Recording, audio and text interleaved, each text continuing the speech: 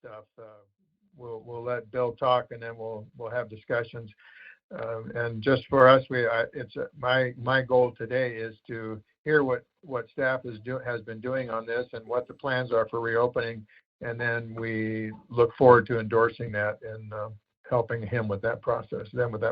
All right, 9 o'clock. Call the meeting to order. Good morning, everybody. This is Jim Sloan, President of the Governing Board, and I'm happy to be here. I would like to take roll to establish a quorum. So we'll start with the Vice President, incoming President, George Kupchak. Are you here, sir? Good morning, Jim. Yes, I am. Good. Sue Fitzsimons, are you here? Sue, are you? Doesn't sound good. Sue, are you here? We'll come back to Sue. Jerry Connor, are you online? I am. Thank you. Bob Canaro? Here. Donna Maloney? Present. Jim Young? Here. Tim Hurley? Here. Brian Wallace? Here. And then back to Sue Fitzsimons. Are you with us? Okay, maybe, Karen, can you maybe call her and see if there's a problem? Can you somebody have a minute to help with that? Just make sure she's on the line. And then I've also invited the board members-elect, the directors-elect, to be part of the conversations, because this is, I think it's appropriate that they be a part of these moving forward. They're going to have to live with many of these decisions. So Roberta Davidson, I heard you a minute ago. You're online.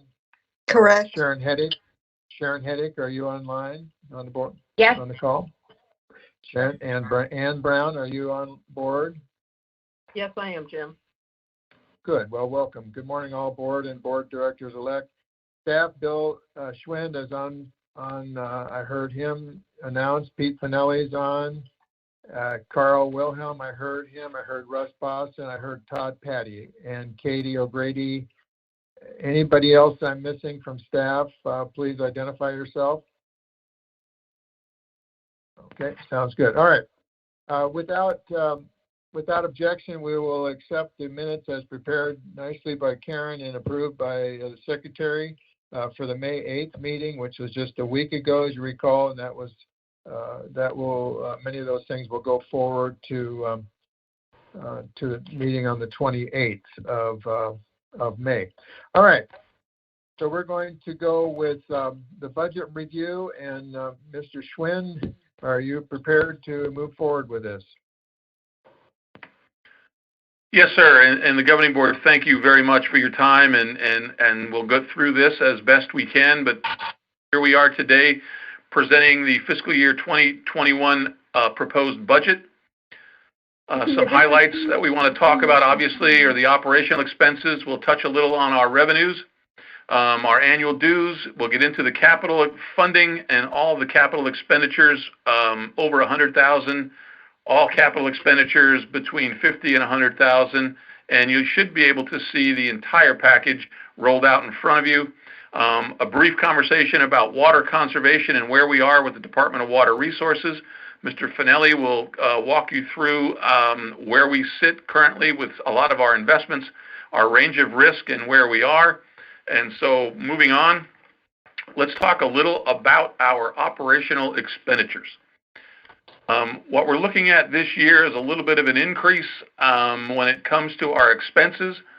The big hitters in the room relate to merit increases to staff. I believe that's set at about a 2.5% rate, as well as the minimum wage impact that we're seeing by the state mandate based on our employees, our part-time employees, which are about 52% of our staff, moving up to $12 an hour.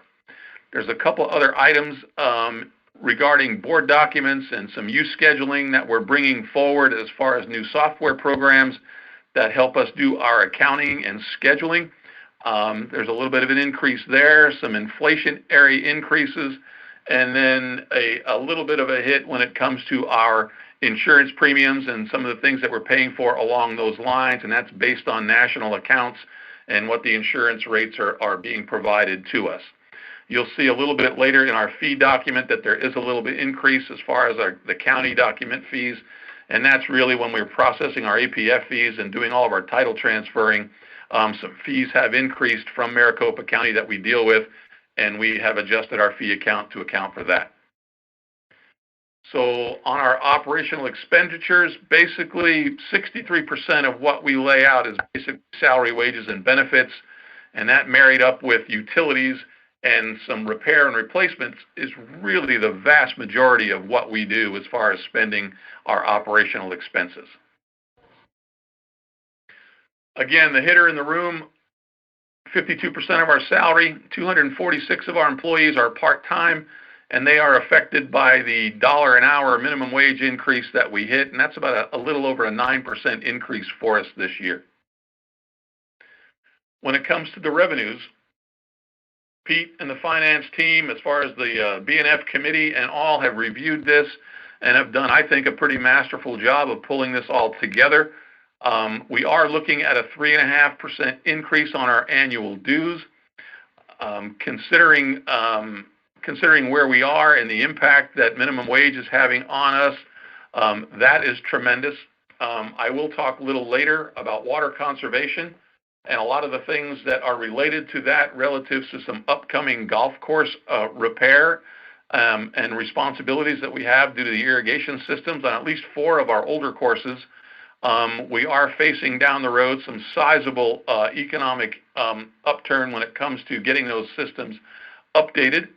And the golf committee has agreed that after a 3-year layoff, they've agreed to a little bit of a fee increase along those lines to help us offset some of that upcoming expense. A little bit of an expense in bowling revenue was presented also to handle some upcoming need, replacing a scoring system in the bowling center. And so those are really the 3 big items when it comes to any kind of revenue increases that we're facing this year. Again, where do our revenues come from?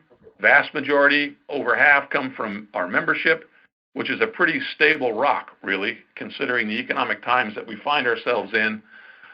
Golf and bowling make up a pretty good portion of what we do revenue-wise. But with the COVID situation impacting what we do, rounds of play, separating the golf rounds out to 10-minute intervals as opposed to the normal 7, we are giving up some round capabilities there in the name of safety and wellness. And so, we hope that doesn't have a tremendous impact on our revenues, but that is a variable, as is bowling and the closure of facilities and that type of thing. So hence, all the more importance to really look at that 3.5% on membership fee increases, because that's somewhat of a stability rock for us when it comes to operations. Hence the dues fees that we talked about. There's some confusion that we've seen recently, but from a legal perspective, the purpose of managing our facility comes from these membership dues. And these fees are used to maintain and improve the property in which the owners, all use and benefit from. And this is a mandatory member requirement. A lot of people get these fees confused with rec center fees, and it is far from that. Our membership dues go to handle all kinds of operational need that we have, not so much paying for such like a Mountainside Fitness or an LA Fitness program where you're paying to use a rec center. Our rec centers are just a small portion of what we operate here. And so our utility costs, our legal fees, all of our staffing, audit fees, maintaining and subsidizing golf, dealing with parking lots, and all of the maintenance needs of all of our facilities are incorporated into our owner member dues. So a lot of people have basically sent us, and I'm sure you've seen them, several emails along the way looking for discounted rates because the rec centers have been closed due to the pandemic. But that is just a fraction of what these membership fees really go towards. As we sit today, we are still on the very, very low end of an assortment of Sun City West or Sun City Del Webb type communities that we live in that all have common areas and shared swimming pools and recreation centers alike. But I think if you were to go online and look at some of these facilities that we compare ourselves to, a lot of them fall way, way short of what Sun City West has to offer. So our fees that we are presenting is a $17 increase or 3.5%. The highlighted portion of our membership dues there in a tan area in the center column are the divisions that we charge or are proposing to charge with the new fee increases when it comes to various types of tenant cards that we do based on the number of months that they're renting property, our associate fees. And at the bottom of the sheet, you'll see the $25 increase when it comes to transfer fees to help offset the Maricopa County increase in fees that they're charging us based on title transfers. So over the long haul, we're looking at $1.40 a month as far as the impact of our proposed fee increase. It's a nickel a day. And if I go back to that one slide, Katie, there's just one thing I want to share with the board, is that as long as we've been closed for the COVID-19 scenario, if we stay closed much longer, I just want you to know that this may be my new hairstyle. I like it. Over the long period of time, this is what we've been looking at as far as our history, as far as membership due increases. The years that we do not increase fees, you're looking at double-digit fee increases the following year to help offset the interest costs, inflationary costs, and overall operating costs as they do increase over the course of time. It's been a very, very palatable system that's been implemented over the last 5 or 6 years anyway, with a very, very modest increase. And again, these fee increases have kept Sun City West at the very, very low end of comparable communities similar to what we live in. Moving on to the golf and sports pavilion. Again, it's been 3 years. It's been 3 years since we have any kind of fee increase in our golf fees, knowing we've got sprinkler irrigation concerns facing us, potentially mandated by the state coming up in the years ahead. We are trying to get ahead of that curve and make sure that we've got the resources to utilize as far as getting this stuff accomplished. All of the shaded activity that you see here on the fee sheet reflects the changes that we have made in our overall fee pricing. You can still see that, you know, as far as residents go, without any sort of discount card, we're still paying under $40 a round for a round of golf during our peak season. And that is absolutely tremendous considering the quality of these golf courses that Todd and his staff put out. Comparable courses around here, you're going to pay anywhere from $100, $140 to $250 a round. But these courses that we have here, I would hold up to any of those, really. And you're getting them at a very, very good discount. The rate change fee that you see here in front of you reflects how much dollar value has changed in each of the areas on the previous slide. And so it ranges from $1 to $6 accordingly. But again, based on comparables, based on our competitors, we are very much in the market, if not the lead on the market, as far as managing these golf course fees. And it's a great rate for a great game. Barry has introduced a bit of a fee increase too when it comes to resident open bowling and some of those areas. Guests and non-resident fees basically are addressed here. And a lot of these fees are going to go to help offset any kind of improvement costs that we have associated really with the scoring system. I'm going to touch briefly on capital funding before I pass it over to Carl. And as you know, the asset preservation fee really dominates when it comes to what we do as far as our capital funding.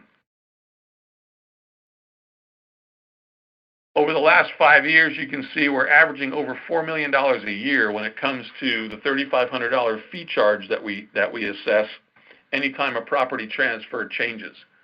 I know Deb Long is, I think, attending this conference via her office. And if you would like, and if she's hearing me now, she can certainly chime in and give you a bit of an update on how we've been doing over the last couple of months, per se, relative to scenario. And if Deb cannot dial in here, Mr. Finelli's here to address that. Go ahead, Pete. Deb did have some technical issues. I think everybody's probably aware of this in global, that we were ahead of APF run rate against the budget and the prior year by about 75 to 80 transactions. Then COVID hit, and that was by the way was through February.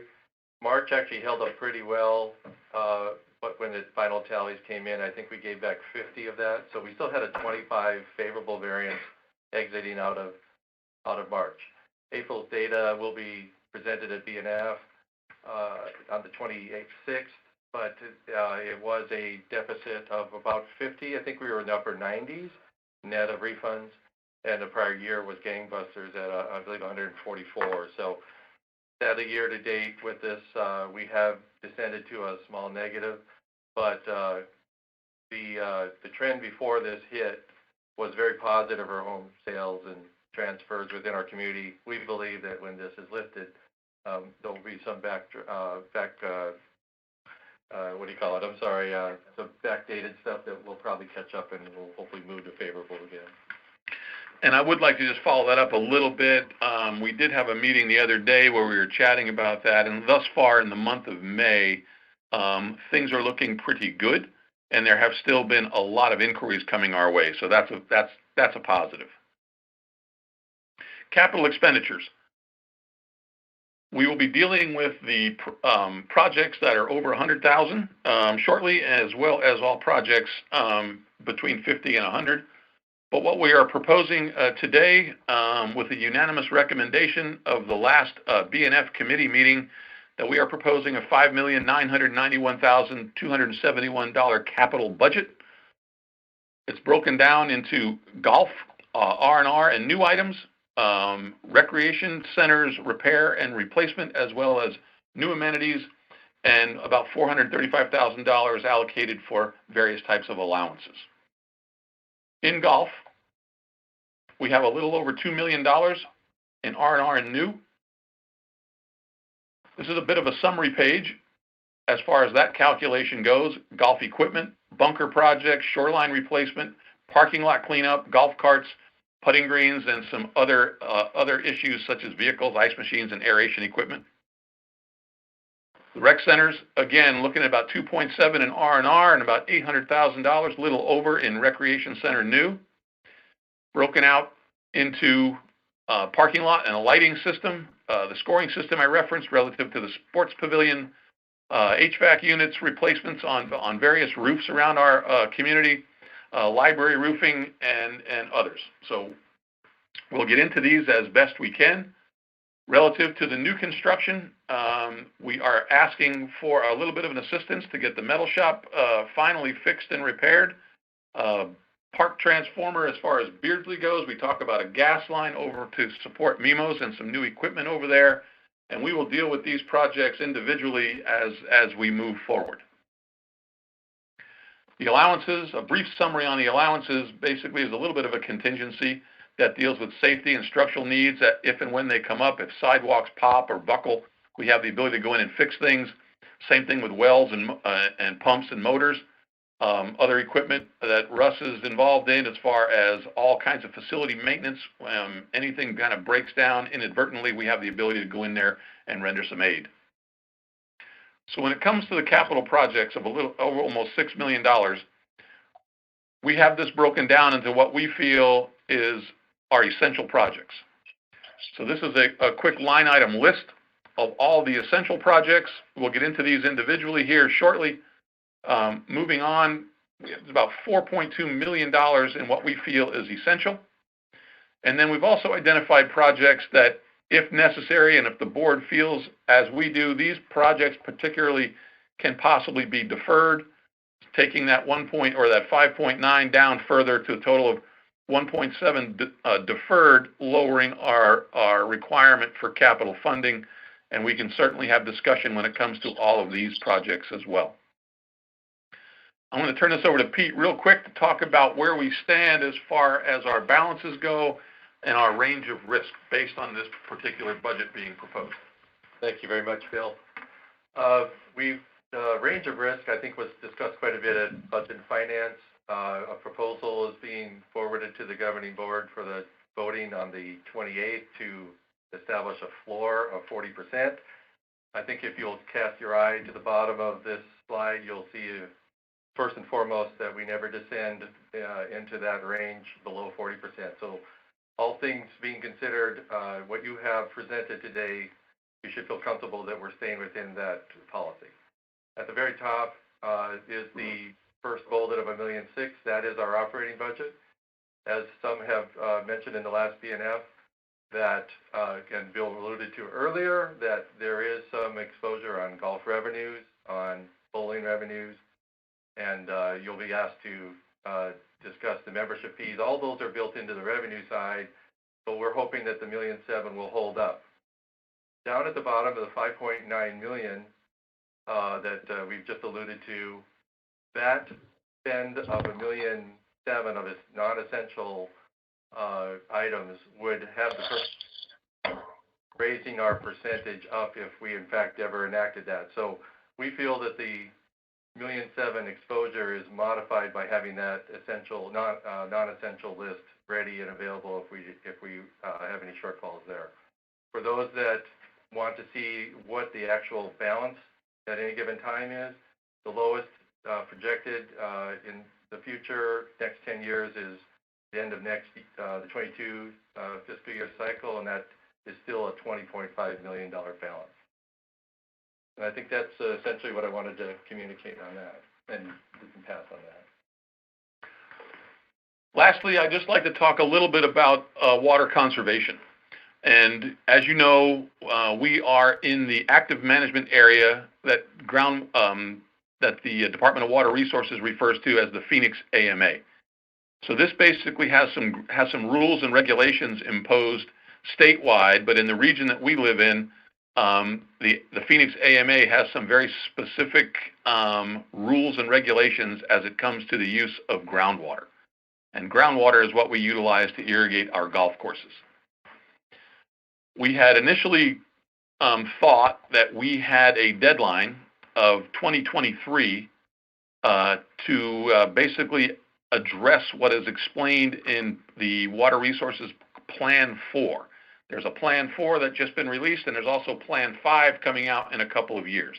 And this basically is some rules and regulations that deal with particularly golf courses and how they are irrigated and how much turf is legal to actually irrigate.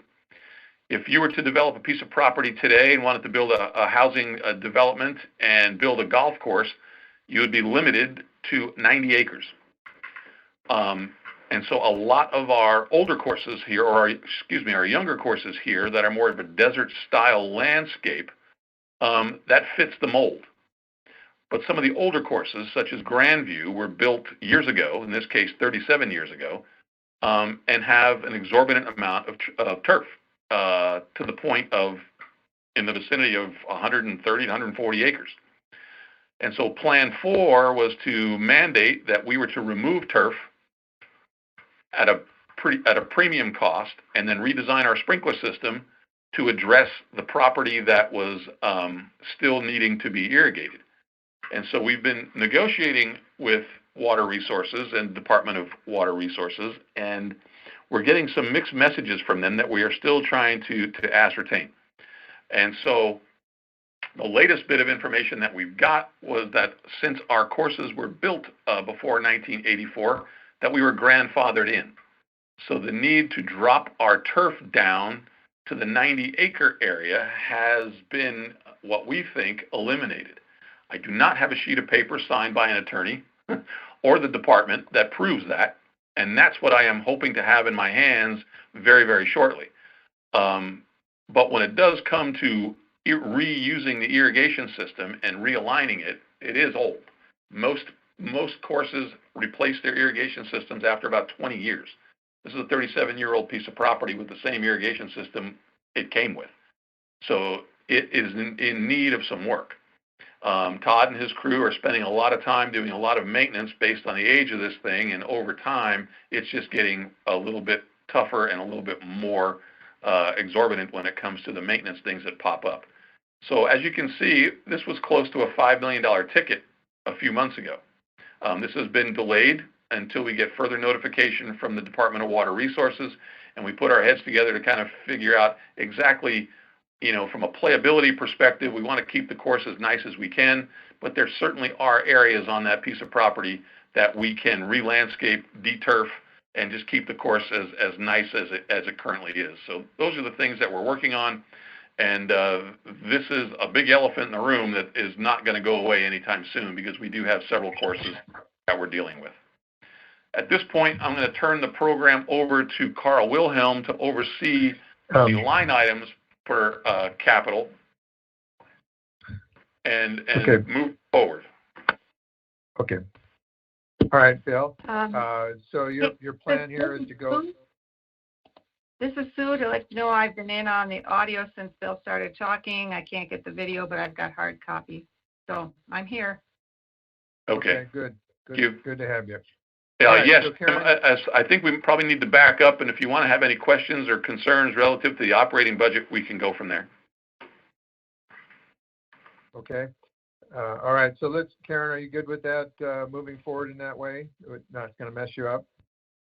No, I'm good, thanks. Okay. All right. All right, Carl.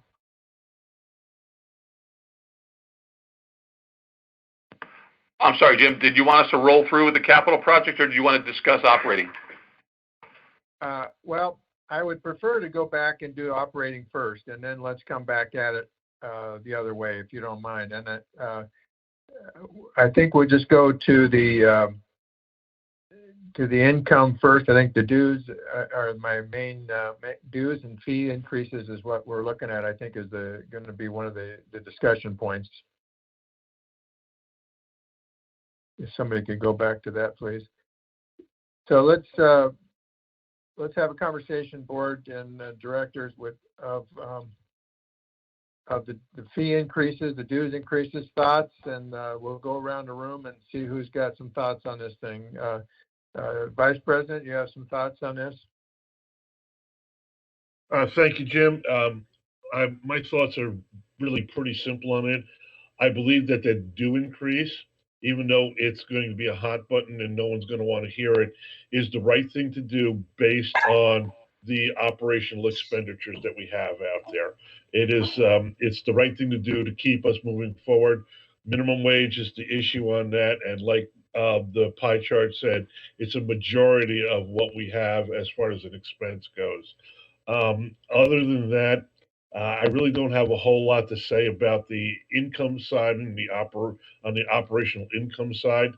It's it's questionable, and we have to look at that very carefully as we go forward, because this is based on what we had not last year, but basically the year before. And moving forward, we have to be very careful because we're in a completely different world that we are right now. And when it comes to expenses, I'll come back to that. Thanks, Jim. All right, let's keep going. Sue, you have any thoughts on this? Well, I guess I've kind of gone back and forth, and I feel that we should go ahead with the dues increase. My only concern with operational budget is dealing with the fact that we're spending more for personnel because of the minimum wage issue, and I would hope that we have maybe looked at the staffing and reduced some of the number of people that we have employed in order to make up for that. And those are my comments. Okay. Treasurer Connor, any thoughts on this?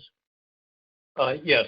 I understand the importance of the membership fee increase, and I support it. I recognize that it may not be politically very popular, but it is the right thing to do forward going. I also appreciate, Bill, your comments about the uncertainty with respect to golf and bowling revenue. And I know you'll keep a sharp eye out on that and come back to the board if we need to make adjustments to our overall budget if there is significant decreases in those due to the virus. Thank you. All right, thank you. Donna Maloney? I am good with the recommendations here. Okay. Bob Canaro? Yeah, I agree with everybody. We all hate to have our money that we got to spend go up, but it's life, it's reality. And I think this is based on the area that we're in and what we have here. This is nothing. So I support it wholeheartedly. Okay. Mr. Young? Am I on? You are on.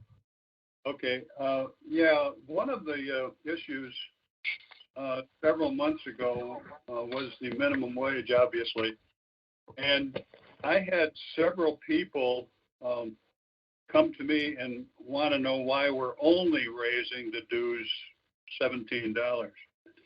And I would have thought that probably had the issues come up that have, this would be a lot more than 17. I think it would probably be closer to 25 or 30 because of the need of trying to keep up with all the facilities. And I think the staff has done an admirable job to keep the increase as low as it is. I thoroughly support it. You have to remember that not only does this affect this year, but it affects every year after this. You're talking about roughly $4 million plus. And in order to maintain all of the expenses that we're going to get into, we're deferring these. And these expenses are not going away, and many of them, they're just being deferred. So I think it's very important that we continue it. Obviously, it's not popular, but I support it. Thank you. Are you proposing that we make a proposal to increase that amount from $18, Jim? No, I'm not. I'm saying that had the problem. That was a joke. Oh, yeah. Well, okay. Thank you. Before we move on to the next, well, let's keep going. Tim Hurley? Yes. Jim, I have a couple questions, and I've got I'm fine with all the increases, and my brief answer is because I was involved with the big part of it. But I also have some questions about the forward-looking budgetary. I mean, do you want to discuss that now, or is this just on the fee? Let's stay with the fee increase right now, and then we'll come back to that stuff. Okay. You're good. Okay, Brian Wallace? Yeah, I very much agree that the fee increase, I believe, is nominal. It's in line with what we've been doing in the past, and compared to the other expenses in this community that people have on a daily, weekly, monthly basis, it's very, very minimal. And we are continuing to have, as Mr. Schwinn pointed out, a top-rate facility with it almost at a minimum cost to people every year. And so this is very much in line, and I very much support the increase and commend the work that the staff has been trying to do to keep those costs to a minimum. Thanks. I have to say that a month ago, I would have voted absolutely no increase on this, and I have also changed my mind and would support this. So let's keep going. Roberta Davidson, do you have thoughts on this? Only on some particular items, but not on their dues increase. Okay. All right. Sharon Heddick?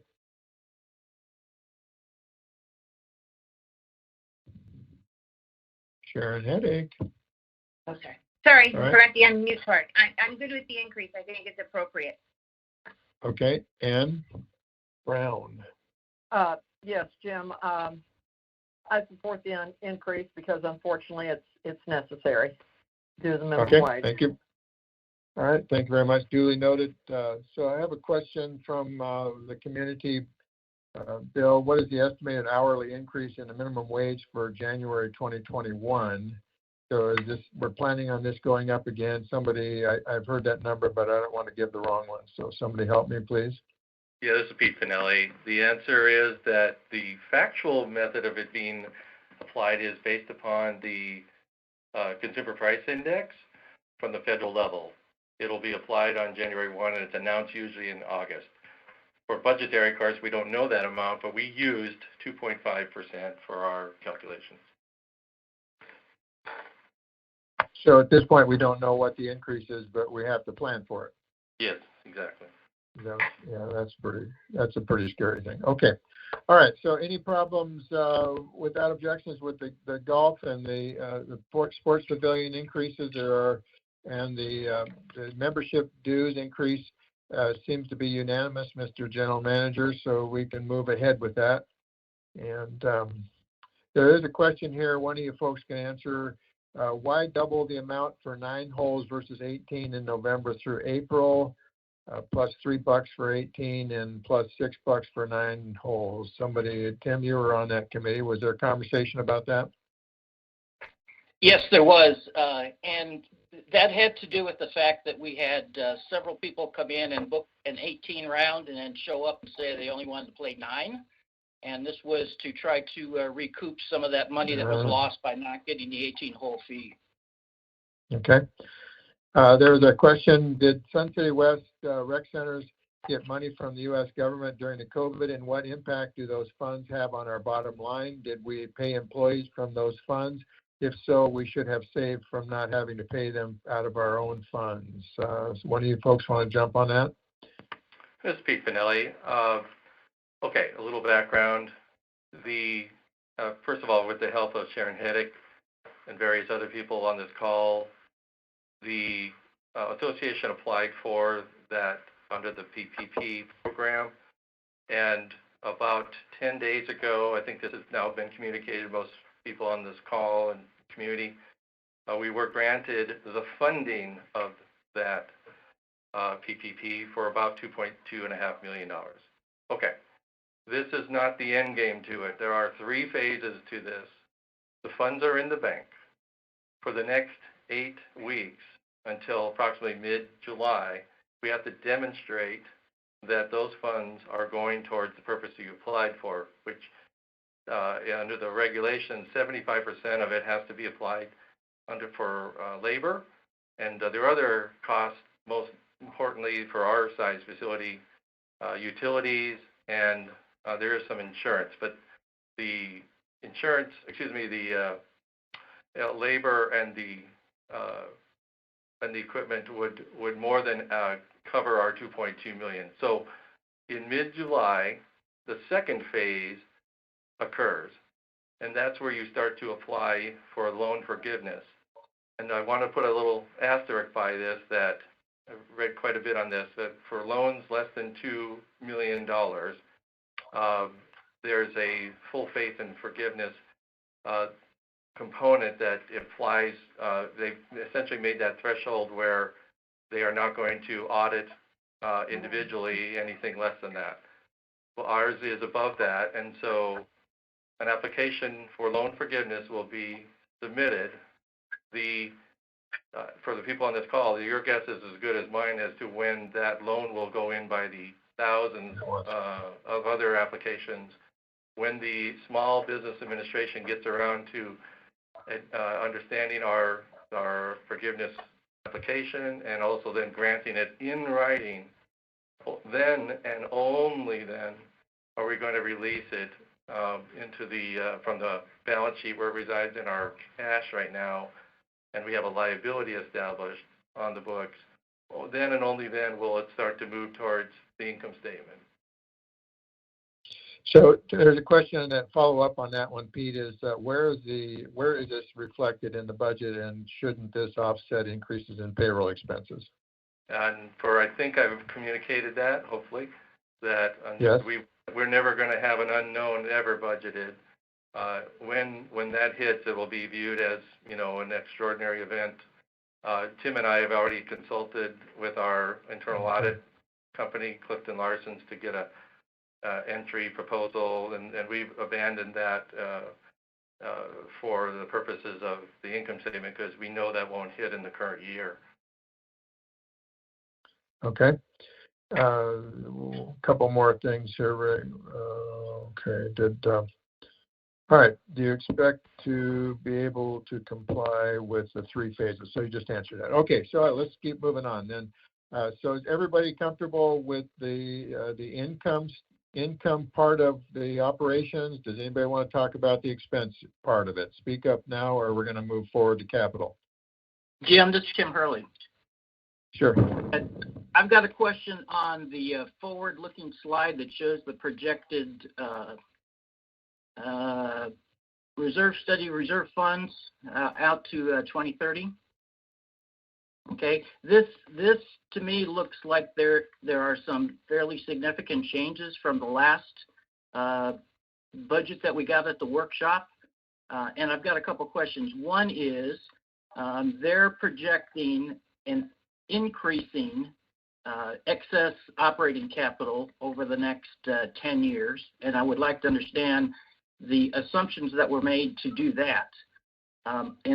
The second question is, I also see where they spread out the irrigation system, but the new capital repair and replacement percentage fund never goes below 44%, where it was dipping into the 30s in the last report, and I just would like some clarification on what the changes were.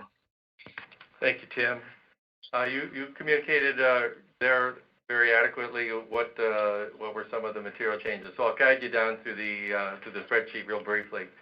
What you don't see is the operating cash flow line that is highlighted $1,693,000 and moves it out to the right. That is a modest, as you said, 2 to 3% hike. What you're not seeing is down in the spreadsheet is our assumptions for expenses and revenues. So to answer your question, for golf and membership, 3.5% was used for the revenue increase, and 3.1% was used for the income or expense side of that. Moving down into another thing that I know changed, I altered the APF rate to not have any future increase. I expect it should be a board decision, so I made 0 assumptions on that.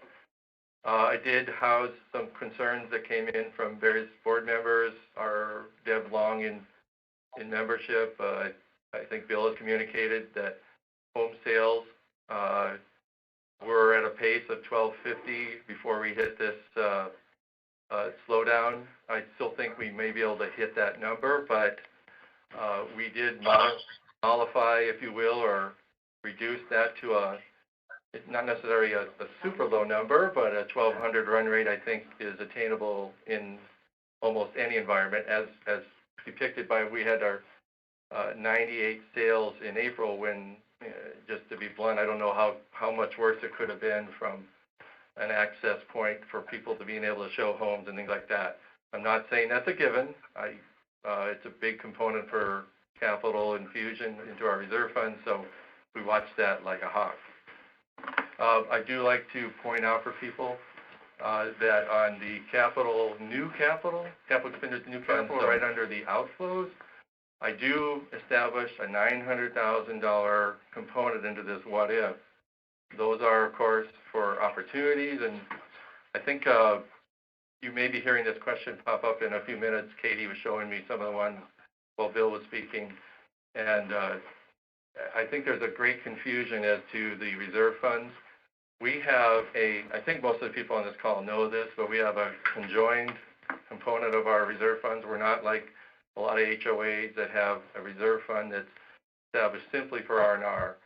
That's how it exists over at Grand, and then they have a fund for APF for new expansion. Ours is all jumbled into one, and so we don't ignore that. We put approximately $1 million out there each year so that almost $10 million will be available over the next 10 years for whatever new capital needs come about.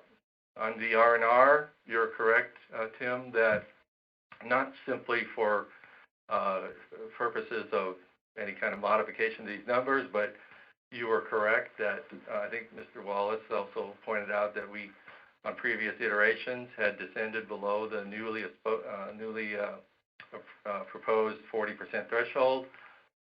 This, of course, is also in discussion with Todd Patty, and then Bill also alluded to that absent any mandate from the ADWR, we're not necessarily going to unilaterally just move forward with these very expensive projects until we establish the need. And quite bluntly, we had crammed 5 of them into a 5-year period under the auspices that we just got to get this done to hit the ADWR number 5.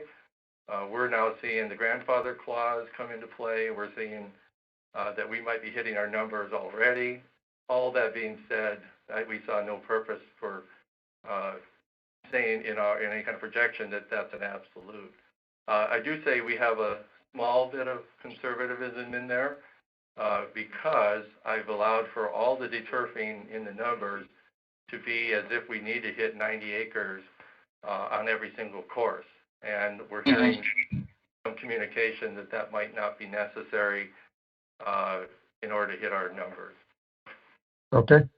Thank you. Does that answer your question, Tim? It does, but I've got another one too. Okay. Pete or Bill, when do we expect, and are you putting those numbers into the budgets already, the infusion of APFs and dues from the Arovian houses up on the behind Fry's? We are not, especially for this next cycle. It's our understanding that construction isn't even slated to start, best case scenario, until December, even early part of 2021. And so we at this juncture did not. Right, Tim. And just to clarify on that, there are a lot of horizontal infrastructures going in right now. You see some moving of dirt and roadways, and all their utilities are being addressed as we speak today. In my last conversation with them, I think they're anticipating going vertical sometime December, January. I think they're going to have model homes up and start selling, I think, in February. Okay, great. One last question, Jim, if I could. What you showed before allowances? What are allowances? It's the first time I've seen that term. If you're referencing the 435, Tim? Yes. Okay, yeah. These are they've existed for as long as I've been here, and I've looked at capital expenditure list trackers, if you will, the last 5 years. So this allows, just to conceptually for a second, this allows, with of course coverage or policy mandates of anything over $50,000 still requiring board approval, but this allows the general manager to address issues that crop up without having to go to the governing board for every single line item. As far as the amounts, we spent approximately $100,000 in this current year, so we feel comfortable that that should be maintained. The well pumps had a $125,000, so we actually moderated that a little bit. Changing demographics, especially given some of the expectations for moving spaces around, I think is an adequate amount. Energy conservation, we spent approximately $90,000 in this year. Some of that is going to abate, so that's why we went about half, but as Carl alludes to, those issues come up all the time. Equipment, we did have about $20,000 spent on boilers and stray HVAC that wasn't expected. The new one to the list is IT. What, for those in the, Katie's in the room, maybe you don't all see this very often, but it's very, very, very difficult to try and put into an R&R study server usage and their lifespans and things like that. And so we abandoned that from trying to track them in the R&R, and we went more towards give us an allowance annually to address those. And of course, they still go into the fixed asset system. We don't track them in this study. And then we did have about $10,000 last year for an ADA. There wasn't any spend in the current year, but we always believe that we should have that available in case some unexpected issue comes up. Okay, thanks, Pete. All right, you're good, Tim? Everything's good? I am. Thank you. You bet. All right, so let's, Bill, let's move on to the $100,000 projects and we need to go one by one. Recall, just more for informational purposes, we go through these individually, and they're discussed individually as their standalone projects. And on the 28th, they will each have a motion to go forward, to be approved or not approved. So if you have a problem with one of these, this is the time to speak up so we can take a look at objections. All right, Bill. Okay, thank you, sir.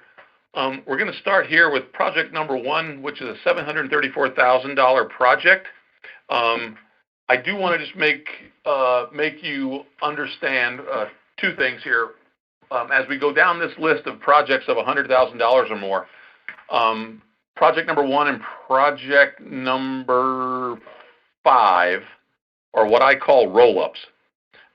You'll see the $734,000 relative to golf maintenance equipment. I think maybe for the budget meeting scheduled for the 28th, if you'd like, this is actually a list of 21 different items that range, none of them are over $100,000. The 21 items include top dressers, greens rollers, mowers, aerators, and grinders, things that Todd uses on the golf course as far as maintenance, and they're spread out over all 7 of our golf courses. They range in price. The highest one of a rough mower is $85,000, down to a top dresser for desert trails that equates to an $11,000 purchase. So what you're approving here of the 734 or looking at is a complete list of lots of mainly mowers and greens rollers in this particular list that deals with a lot of golf maintenance. And the same thing will be said on the 5th project when you come down to utility vehicles.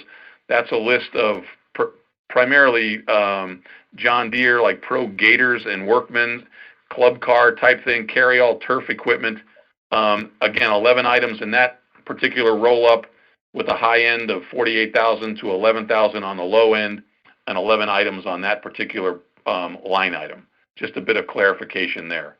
And I'm going to hand this over at this point to Mr. Wilhelm, and he will walk you through the entire capital project. Thank you.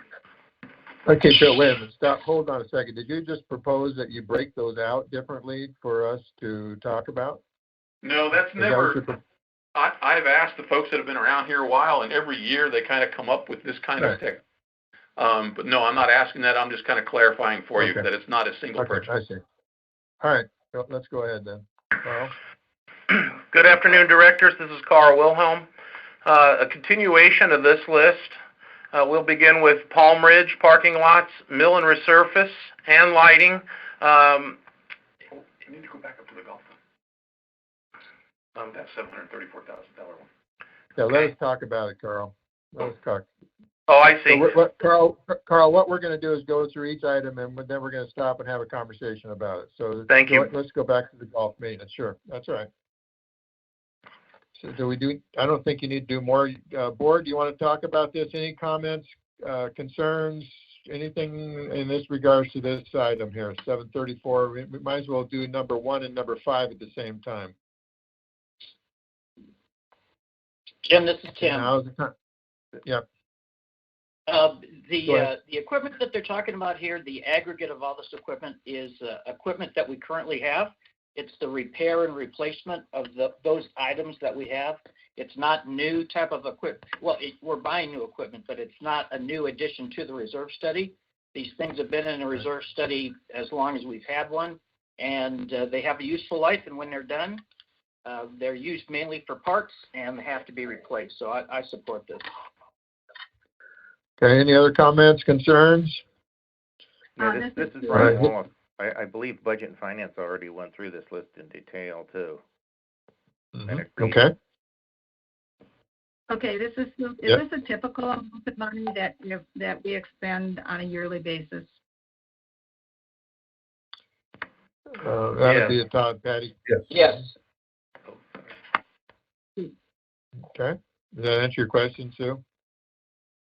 Yes, it does. Thanks. Okay. Other objections, other comments, concerns? Otherwise, we're going to move forward here. All right. Hearing none, go ahead, Carl. Thank you, Jim. If you could go back to that previous slide, thank you.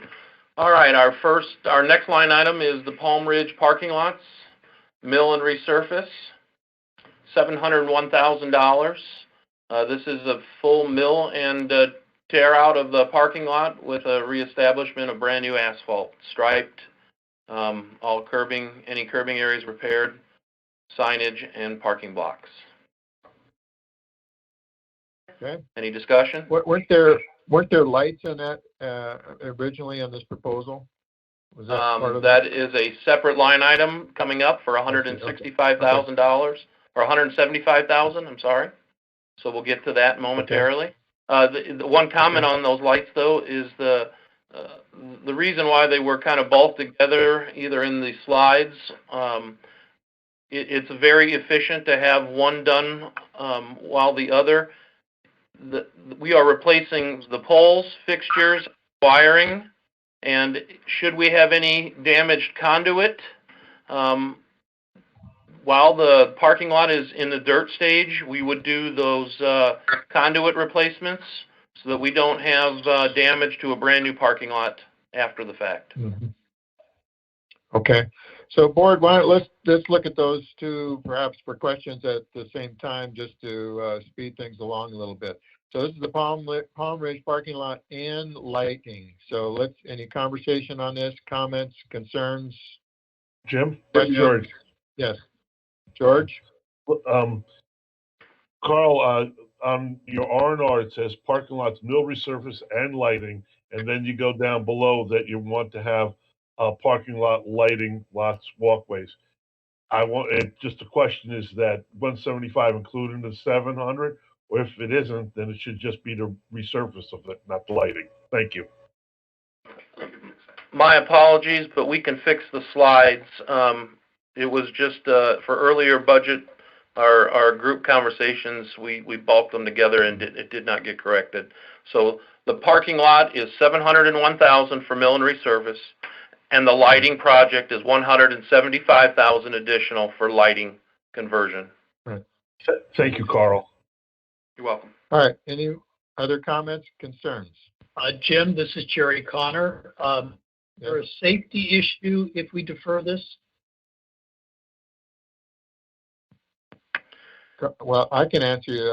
I was out there, we've walked it several times, and this needs to be done. There's big lines that you could easily twist an ankle on, and it's not going to do it. The other thing is that, Carl, why don't you answer the rest of this question then, please?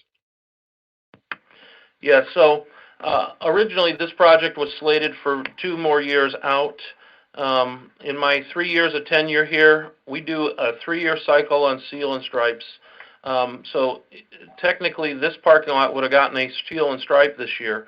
Of all the parking lot evaluations, we swapped rec centers so that this one could be done first.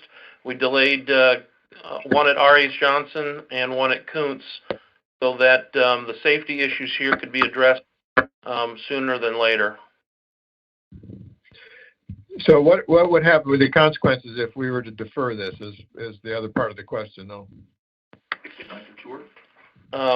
Inflation is the largest safety issues, liability, and inflation. So you would just let it sit for a year. I think you told me that you were going to have to do some slurry and lines and so forth. No? So if we were to choose to do a temporary fix or repairs, the price doesn't change per square foot. It is actually more expensive than doing a full mill and replacement. And we choose definitely not to do slurry at the rec centers due to the raveling that happens. It is a good resurfacing agent, but what the outcome is that you get the sand, cinder, and gravel raveling within the first 6 months, and nobody in the past has ever liked that. So pushing it off is not an answer, and there's no other opportunities for that particular lot. And also, based on your decisions today, prior to the 28th, if anybody would like a tour of that particular parking lot in comparison to any other parking lot, I'd be happy to give that tour. Okay. All right. Other comments? Jerry, does that answer your question?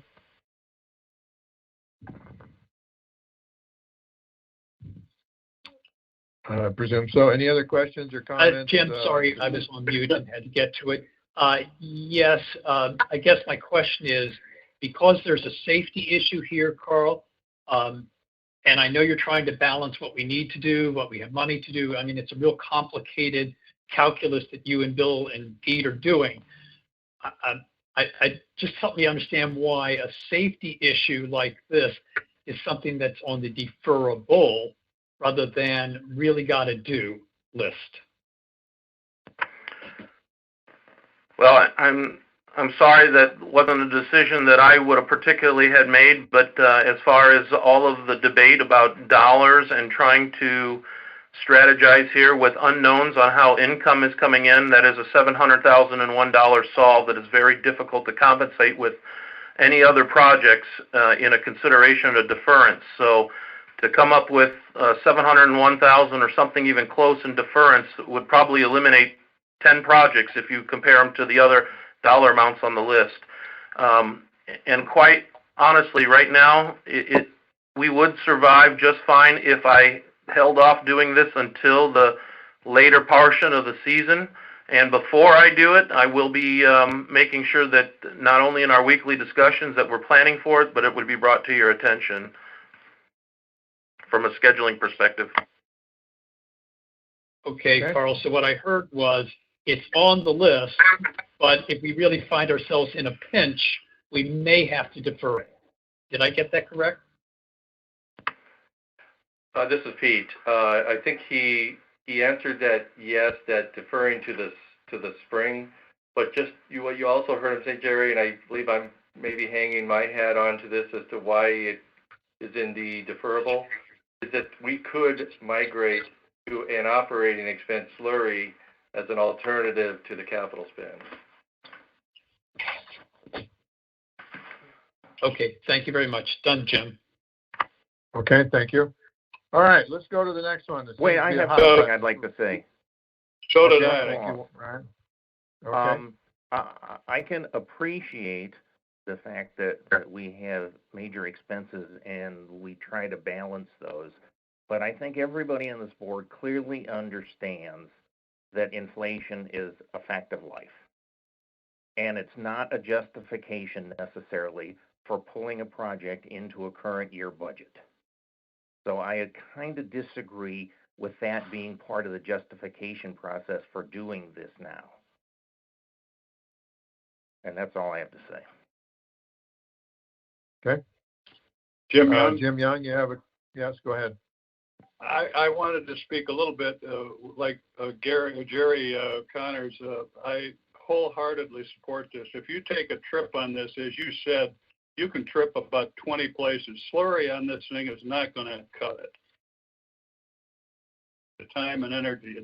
This project really should put on a high priority. And I would hope that if you have to cut, this would be the last place to cut. Thank you. Yeah. I think one of the comments. I don't disagree with you Brian, about the inflation thing, but there will be costs this year that will just have to be just wasted costs that'll have to be deferred for next year. That I think was the better answer to that. All right, let's go on. Jim? Any other questions or comments or so forth? Jim, this is Ann Brown. I was not aware of Ann the Brown. safety issue involved with that, and I just want to make sure we're not setting ourselves up for a lawsuit issue if we've already identified the safety and we defer. Well said. Thank you. Any other comments or questions, commentaries, whatever you'd like to make? Otherwise, we're going to move forward. All right, Carl. Jim, this is Bill. I'm going to take this one. Okay. Relative to the metal shop, I'd like to just take a little bit of time and go through this because there's been so much chatter about this particular project, and it's going on 2 years now. I just want to do my best to kind of lay the program out as to how we got to where we are today. Early on in my tenure a year ago, Russ and Carl were kind enough to take me on facility tours as I was new here and going through everything that you've got as far as your inventory goes on facilities. Truly amazing, wonderful pieces of property that we've got. One day, late February, I was out at the metal shop shortly after it was raining. We were standing there, and basically I observed the situation personally that caught my attention as far as a severe liability that we were facing. Had asked Carl, kind of in a very hastily manner, to give me an estimate as to what we were looking at to get this remedied.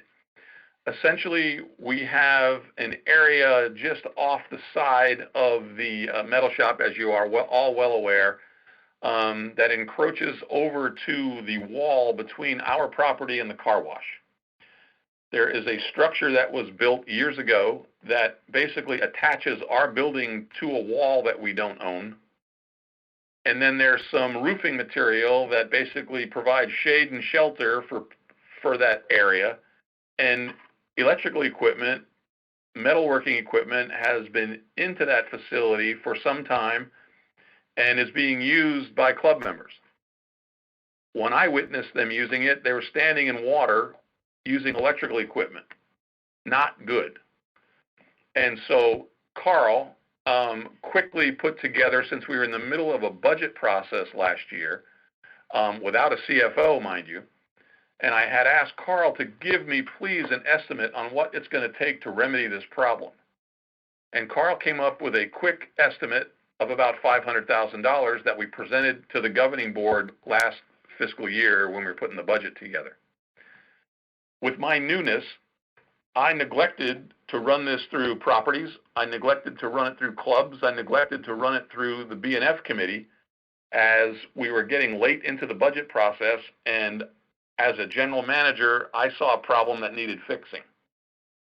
I apologize for that, and we've had that discussion.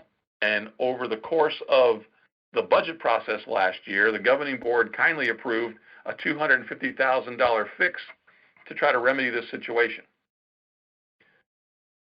I know there's been conversation throughout the year and leading up to this point that, how much has the Metal Club contributed to this and that, but I just want to make the point very, very clear that this is not a request. This request did not come from the Metal Club. This is solely on me with new eyes on this situation, kind of identifying what I saw was a huge liability for the organization. And so we took the $250,000 and have spent 8 months trying to come to some kind of rational, feasible design that could possibly work. Carl's been working with the county as far as compliance goes. We've had architectural designs done, complimentary, as well as 2 free cost assessments done by quality general contractors. Where we sit here today, the metal shop that we have been working with today understand the problem.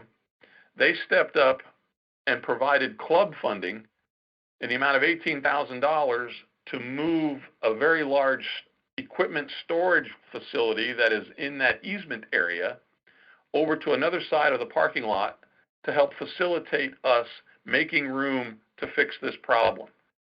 That project was accomplished. And so we now move forward to try to get some architectural design for what we need to do to get this equipment out of the easement, out of standing water, and trying to relocate it to the south end of the property. Again, we've had the $250,000 approved in this year's budget. We haven't spent any of that. But based on what we're estimating, we do not have hard copy plans in our possession to get you a rock solid number. But what we're estimating, based on Carl's opinion and talking to others, is this building's at a cost between $570,000 to $600,000 to fix.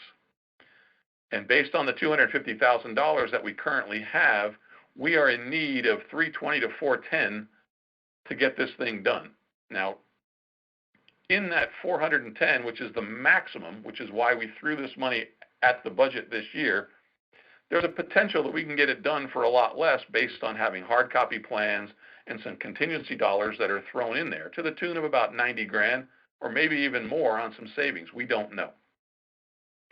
But what I would like to talk about a little bit is what the Metal Club has done for us over the years as far as one of our manufacturing clubs. What you see in front of you now is really a 10-year history of all the clubs that provide those types of services for us. And over a 10-year period, the Metal Club has generated over $1 million for the association. They're averaging about $124,000 a year in club sales, which we take 16% of that. And so annually, they're contributing $20,000 a year toward the average cost on operating the village store. And they also put out $18,000 of their own club funding to facilitate the material storage area to help us hopefully move this project forward, get their equipment relocated, and help us renovate that building. I truly understand it's a lot of money, especially in this time where we sit here today with doing virtual meetings and everything else associated with this ungodly virus. None of that really is my fault or any of the metal shop's fault or your fault or really anybody else's. Timing is horrible on this one. But the thing off to the left of this slide that really is something that is a concern is that simple liability and risk to the association. I brought it to your attention last year because I saw it. I'm talking to you today, this fiscal year, because it still exists. And if we move this forward or delay, we can keep our fingers crossed that no one gets hurt due to any kind of electrical zap, or if that structured roof somehow fails over the course of a year and someone gets injured, it's going to be deferred, but we're going to have this same conversation next year. We can certainly close the building. We can certainly shut it down when it rains. But now we're going to refer and rely on individual judgment of individuals. And as well as I do, that's not the greatest sort of resolve that you want to go to. And so, I'm saying this apologetically, but I'm also saying it in the form of your general manager talking about liability. If I didn't bring this subject up to you today, and we basically overlooked this, and something, God forbid, were to happen over there, I wouldn't want you and I to have those conversations as to, well, where were you on this one, Bill? And I certainly don't want to be in court having to answer any of those types of questions. And, unfortunately, I don't want to tie your hands. I mean, that's not really it. But I'm just trying to present to you, hopefully, a consolidated case as to why we're here continuing talking about this particular project. And I hope this summary helps clear things up. And if you have any questions, please ask. All right, board, now's the time. Let's have a conversation. Anybody want to speak to this? Yep. I have a question. Young? Yeah, I 100% support. Yeah, I support this 100%, except I have a question about, it's more probably to Carl, but at one time we talked about putting up a wall and, in other words, rebuilding the area that we had. And it seemed to me like it would be a lot smarter to do that than to build another building. And I guess I want to hear from the staff why this has been scrapped. Due to the easement, Maricopa County clearly states that whatever we erect, if something were to be erected in that space between the car wash and the building, has to have a fire rating, a 10-hour fire rating. The only product that establishes that kind of rating is a masonry block build.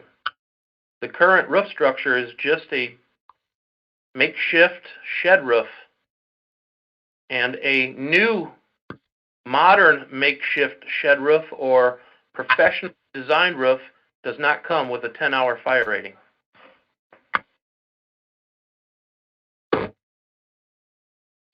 Okay, sounds like that answered it.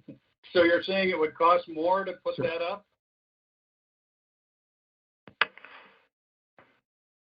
There's not a roof that has a 10-hour fire rating, so the only thing that you have as an option is to establish a building that creates a 10-hour fire rating and profile with a approved roof style system. Okay, I understand. Thank you. Makes sense. All right. Who else would like to speak into this?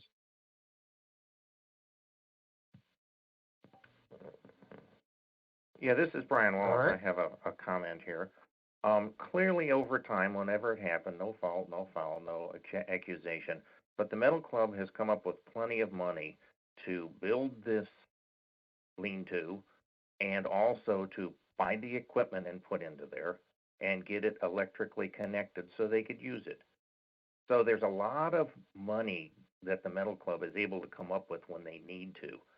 And all of the other statistics notwithstanding, the $18,000 that they contributed for their own stock storage should be something that they pay for.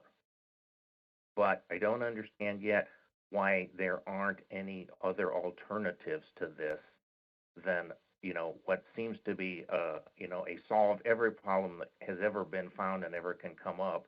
And what's going to prevent it from happening again?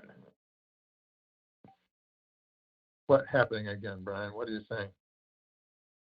I'm saying the Metal Club going off and doing something else that 5 years from now we don't either find or the Properties Committee overlooks, and all of a sudden we have to go in and fix it again for them. Well, I appreciate that. I'd like to just speak into that, though. Do you remember, though, that this has been going on for 30 years or whatever the time frame is, and 30 property committees have taken tours of the metal shop and not pointed this out to anybody. So there is culpability for everybody here, and that it's not going to happen again because we're going to be looking for it. Bill, do you want to jump in on that, any of this, or no? Okay. Anybody else like to speak into this? This is Donna. Go ahead, Donna. Okay. Obviously, I think that, I approved the $660 to improve the metal shop. Obviously, it needs to happen. My concern is why the metal shop does not have to contribute to this. I mean, we've got the pickleball, paid for their pickleball courts, tennis, paid for their upgrade, arcade, softball. Why in the world does not metal shop have to contribute? I really have a problem with the fact that they're not asked to contribute. Thank you. All right. This is Sue. This is Sue. Yes. I have the same concerns about the metal shop. They have the capacity to really be able to assist with this. Not all of our clubs have that capacity because they don't have a product. And not to be contributing a significant amount is really troubling to me. Like Donna said, pickleball had to pay for their courts. The Z Club had to pay for their renovations, and the same thing with the Boomers. So that's upsetting to me. Also, it seems that we might be wise to get a real firm cost on the plan before we approve this. And maybe it should be on the deferred kind of list, or maybe we should go back to the Metal Club and say, well, are you willing to provide, get a loan and provide half the cost of this building? That would make me feel a lot better. That's all. Okay. Anybody else? Jim, if I can respond to that, and from a management perspective, once a facility gets built, it is the association's responsibility for maintenance. When we were having safety issues over at the tennis courts, those courts were all redone, and the club did not contribute a dime. When pickleball courts get resurfaced, The pickleball club does not pay for that. Those are maintenance responsibilities that fall onto the association. A lot of the renovations that are taking place and have taken place at Kuntz, the clubs that are involved in there, some have contributed out of the kindness of their own heart, but it was not a mandate, I don't believe. And so this is just nothing more, I think, than this metal shop building belongs to the association. I understand the metal shop uses it, and this is a problem that has been addressed or needed to be addressed for some time. But again, this is not a club request saying, I'd like a new air conditioner or I'd like the room expanded. This is a safety need. And it really is not, I think, a responsibility of the club, but that is my opinion. But that's debatable. I understand that, and that's kind of why we have a workshop. Okay. Jim, this is Bob. Jim. Yep, Bob. Yeah, I kind of want to echo what Bill said. If you look at the slide that's up, the word on the left, liability. Liability falls upon the association. If anything happens over there, it's not the club's fault. It'll be the association's fault. And I think that's the reason why the association has to be responsible to fix that liability. And there's no responsibility on the club to have to do that. That's just my feeling. Jimmy Young. Okay. Yep. Yeah, Bob just said exactly what I wanted to say. I think this is the responsibility of us, and I think we've been kicking this can down the road a long time, and this is not a liability on the club. It's a liability on us, and we need to get it fixed. Thank you. All right, we haven't heard from the Vice President yet. George? Well, thank you. Yeah, thank you. Couple issues that I have along with this, and I understand the liability, but the question that I'm going to have is the equipment still in that spot now? If it is, why hasn't it been removed? Because if it's a liability, it should be out of there as of right now. That's number one on that one. The other issue, I want to see this fixed. I want to see it fixed correctly. But as Carl said before, he doesn't have a firm plan about or an architectural plan that they're still working on. So when it comes to this, deferment seems like the right thing to do on that course of it. And Bill, I hear you loud and clear when you talk about the liability that comes along with this, and the idea of the metal shop wanting to put in for it. Well, listen, that's something that they have to talk about. If they put that stuff in there, get that equipment out of there, they have to make do with that. That space should not be used as we sit here today. The other thing that I would like to say on this is that if we're going to put an addition on the building or whatever, my expectation would be to see an actual architectural plan with a cost and everything, a cost factor in there. That's what I would like to see. And the other thing is, to their village store thing, I have much issues when they say they contributed X amount of dollars in revenue to us. That is true. However, if you want to look at it and putting things that are first and foremost in front, in that same 10-year period, golf probably put in the neighborhood of $65 to $70 million in revenue based on our pie chart. So I think that's the wrong tree to be barking up by them on that one. Thank you, Jim. Yeah, well, the answer on the golf thing is that we also subsidized every one of those years by about $1 million, doesn't it? Didn't we? Jim, I'd like to comment. This is Carl. Hey, Jim. Sure, hold on a second, Carl. Okay. Jim, and to your point, I hear you loud and clear, but we subsidize all clubs. Exactly.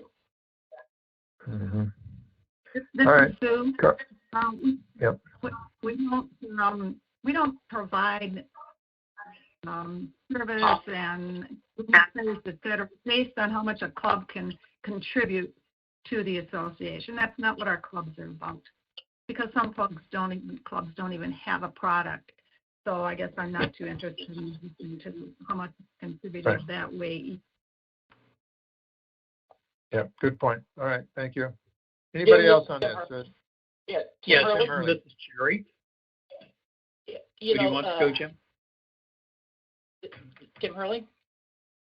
Go ahead, Tim. 2 years ago, when I was on the property committee, we did a tour of there, and we noticed several things that have been fixed at the Metal Club. I kind of look at it this way. This is something that Bill has identified. It's a liability. One of the reasons that we've got our rec centers closed right now, part of it is liability. And I say that it's time for us to support the general manager and put this in the budget. Get it done. Okay, thank you. Thank you. Jim, this is Jerry. Anybody else? Yep, Yes. Jerry. Jim, this is Jerry. Yes. I understand the liability issue. I agree we need to do something. I also do not view this as whether the Metal Club people are good people or bad people. They're good people. I have no problem at all with the Metal Club. The question I have for Carl is this project at $600,000 what is required to fix the problem and end the liability? There are degrees to which we might go about doing that. Is this the high end, the middle end, or the low end of what it takes to deal appropriately with the liability issue? Jerry, I'd like to answer that and expand. George made a comment about not having firm plans. We do have firm plans. They're just not in county application, but we have taken all and full approaches to applying all theory and what the cost of this building would be with county application, design, architectural design.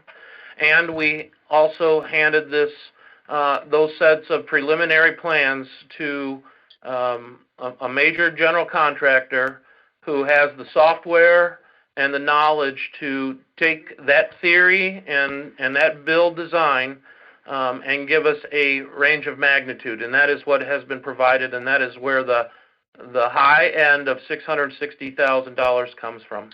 That same range of magnitude that was provided was presented in a formal letter and has a $96,000 contingency.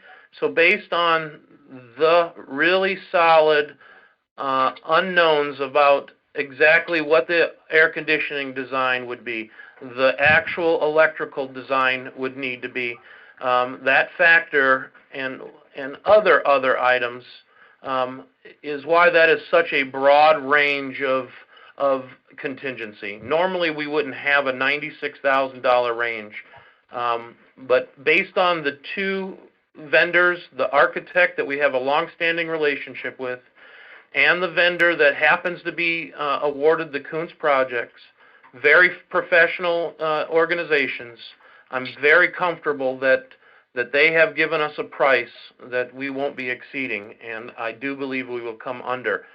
The last factor that is unknown that we still can determine is the absolute square footage. Right now, this factor is based on 2,850 square feet. I believe it's possible that we could build an addition at 2,600 square foot based on the absolute measurements of equipment, to make sure that we are holding the metal shop accountable to their absolute needs, and that then will also be factored into the final design plans. So I hope that helped. Okay. This is Yes, who I understand. I understand what you're saying, Carl, and it kind of maybe relates to this. For example, you're asking for $660,000. What if you had only $450,000? Would that solve a liability issue?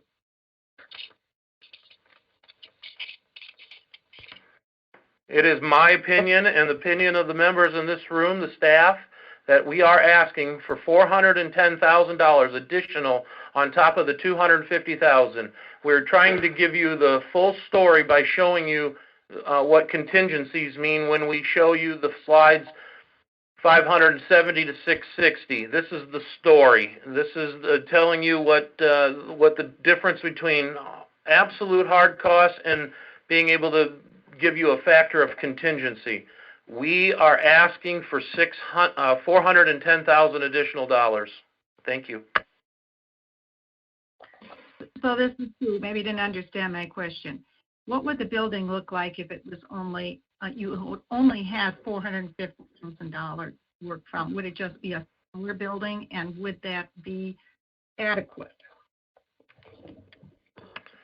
No, that would not be adequate. My statements of being able to save maybe 2,850 square foot down to 2,600 is simply just a conservative approach on taking the time, paying professional members to come in and measure, layout, do room layout, and get that building right-sized.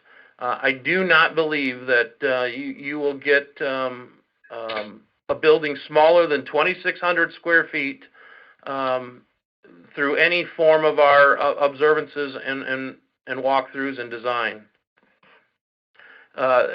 If it was 2,600 square foot in the end, and that is all that we needed, then the factors that I presented in the past of approximately $216 per square foot for building materials, well, that tells the story that obviously the building is going to come in cheaper. Okay, thank you. Okay, it sounds to me like we've beaten this to death a little bit, but there's seems there's 4 folks that will not be voting for this project, and so there's I would suggest that you folks have an idea of what you'd like to have happen with this to direct staff, and realizing that all of the above that we just discussed. So while you're thinking about that, I'll read an email from a question from a resident. It says, I'm not a metal shop or club member, but this has been kicked down the road over and over and overkill. We need to appropriate the funds and fix this issue. It is not going to go away by having plans drawn, or funds have to be appropriated to draw the plans. Then what? Wait another year. There was almost $1 million in the original budget for a new boomer space, and yet we can deny this. So. Any thoughts on directing the staff? The 4 of you that don't want this to go forward would be helpful to give staff some direction. Jim, this is Jerry. Are you including me in that 4? I was not. Thank you. Do you want to be? No. Bad humor. Sorry. All right. Okay, Jim? Let's move on then.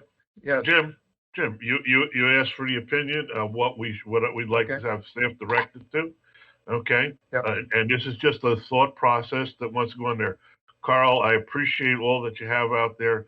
My contention about appropriating these dollars is that is like you say on your slide, it says a conservative preliminary design. Okay. The idea is that if you want to, in my opinion, if you want to have the funds allocated, we should have a design that is there.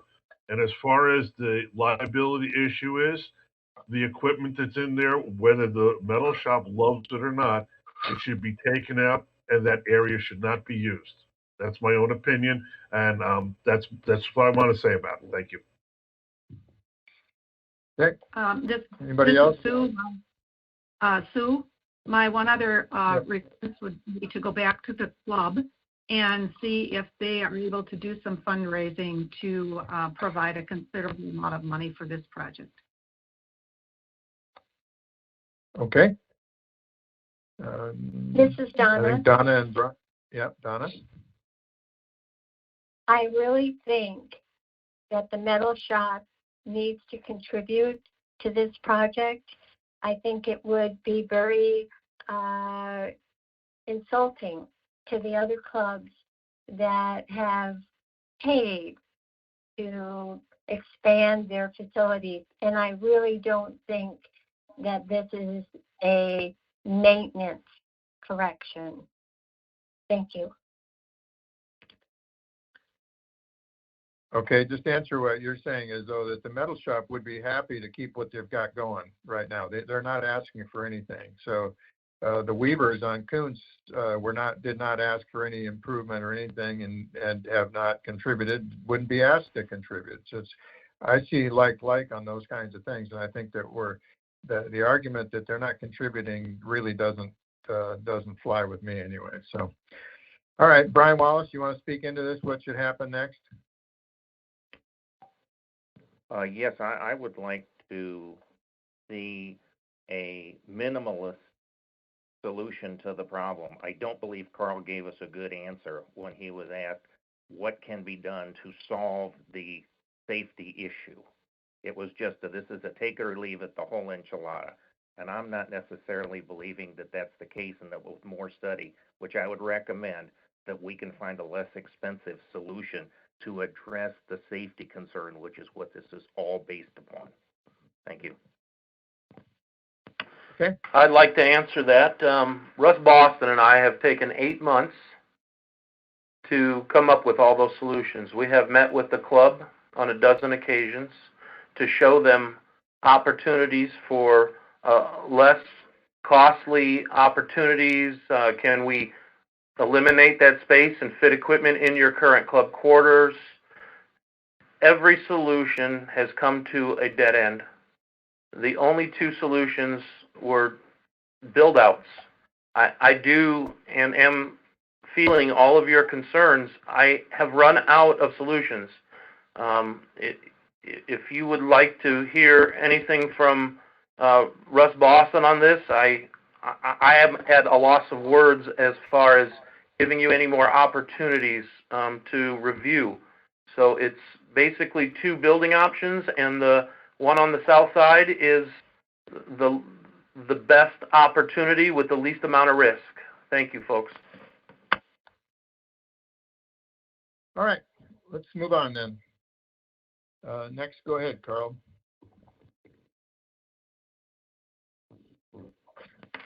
We're rolling up the screens, okay? Could you go to the list? That's it. That's the next one. Oh, okay, that is very good. Todd, Patty proposes Desert Trails Bunker Project, $290,000. Last of the 7 courses, useful life of 13 years, and improves playability. Okay, stop there, please. Any comments, questions on this one? This is every annual. It's an annual project to do bunkers. All right. No, hearing no comments, we'll move forward. This is Tim. Jim. Tim. Jim Young. Go ahead. This is the last. Let of the Tim 7 Hurley courses. go first, Jim. Go ahead. Tim. Okay, sorry. This is the last of the 7 courses to be done. Todd does all this work, or most of the work, in-house. And if you could see the sand traps at the other courses versus the traps at Desert Trails, you would understand the need to have this done. Thank you. Okay. All right, Jim Young. Yeah, I just think, I just wanted to say, I think this should move forward. I see us on the deferred plan also in case we run out of money, but I think this should be moved forward. We need to get this done. It's the last one, and let's get it done. Okay. All right. Any other questions or comments? Jim, Go ahead. this is a project that needs to move forward. It's the right thing to do for our golf courses. It puts them all on the same par as the rest of them. And it is a great look that goes out there. Todd's group does a great job on it anyway. Okay, thank you. All right. Any other comments, concerns, questions? All right, Carl, move forward. Golf maintenance vehicles, $253,000. 36,000 K average of maintenance vehicles over the course of over 7 courses average. This was covered with the first part that Bill dealt with, I think. No, didn't we decide that? So, anything about the, yeah, okay, let's move forward. Without objections, we'll move forward to Pebble Brook Golf Course. All right, Carl. Pebble Brook Golf Course, shoreline repair number 18, $221,450. Installation of 1,200 linear feet of block wall for erosion control and water conservation, also improved playability. Okay, questions, comments? Anybody from anybody? Tim Hurley. Yes. as you're looking at the slide, the bottom picture is the shoreline at Pebble Brook 18. And what this doesn't show is that if the picture was extended out to the left maybe about 10 feet, you would see where the original shoreline is. Over the years, all of these ponds have expanded and eroded and come in and interfered with the area around the green. In fact, some of the courses, the sprinkler systems are actually sticking out in the lake because the shores have come in so far. The picture on the top is what Todd's group did to 17 at Trail Ridge. And again, it was the same type of thing where the shore had come in. It has a fairly severe slope like the back of 18 does. And redoing this, reestablish the pond, it will help eliminate seepage out of the pond, and it looks great. And particularly 18 on Pebble Brook, you can see from the street, and it would be a great addition to the course and greatly improve playability. Thank you. Okay, thank you. Anybody Jim else Young. on the, yes, Jim Young, go ahead. Yeah, I just wanted to mention that Todd has mentioned several times that this is also a big water conservation issue, and they just have to be done, whether we put it off or whether we don't. And again, this is on the deferred plan, and I think that's where it belongs. But you did miss the bowling. You did miss the bowling sports pavilion, so don't forget it. All right. Okay. Carl, did we miss one going backwards? Did we do? Oh, the okay, Carl, go ahead. We're reviewing our slides right now. Okay. And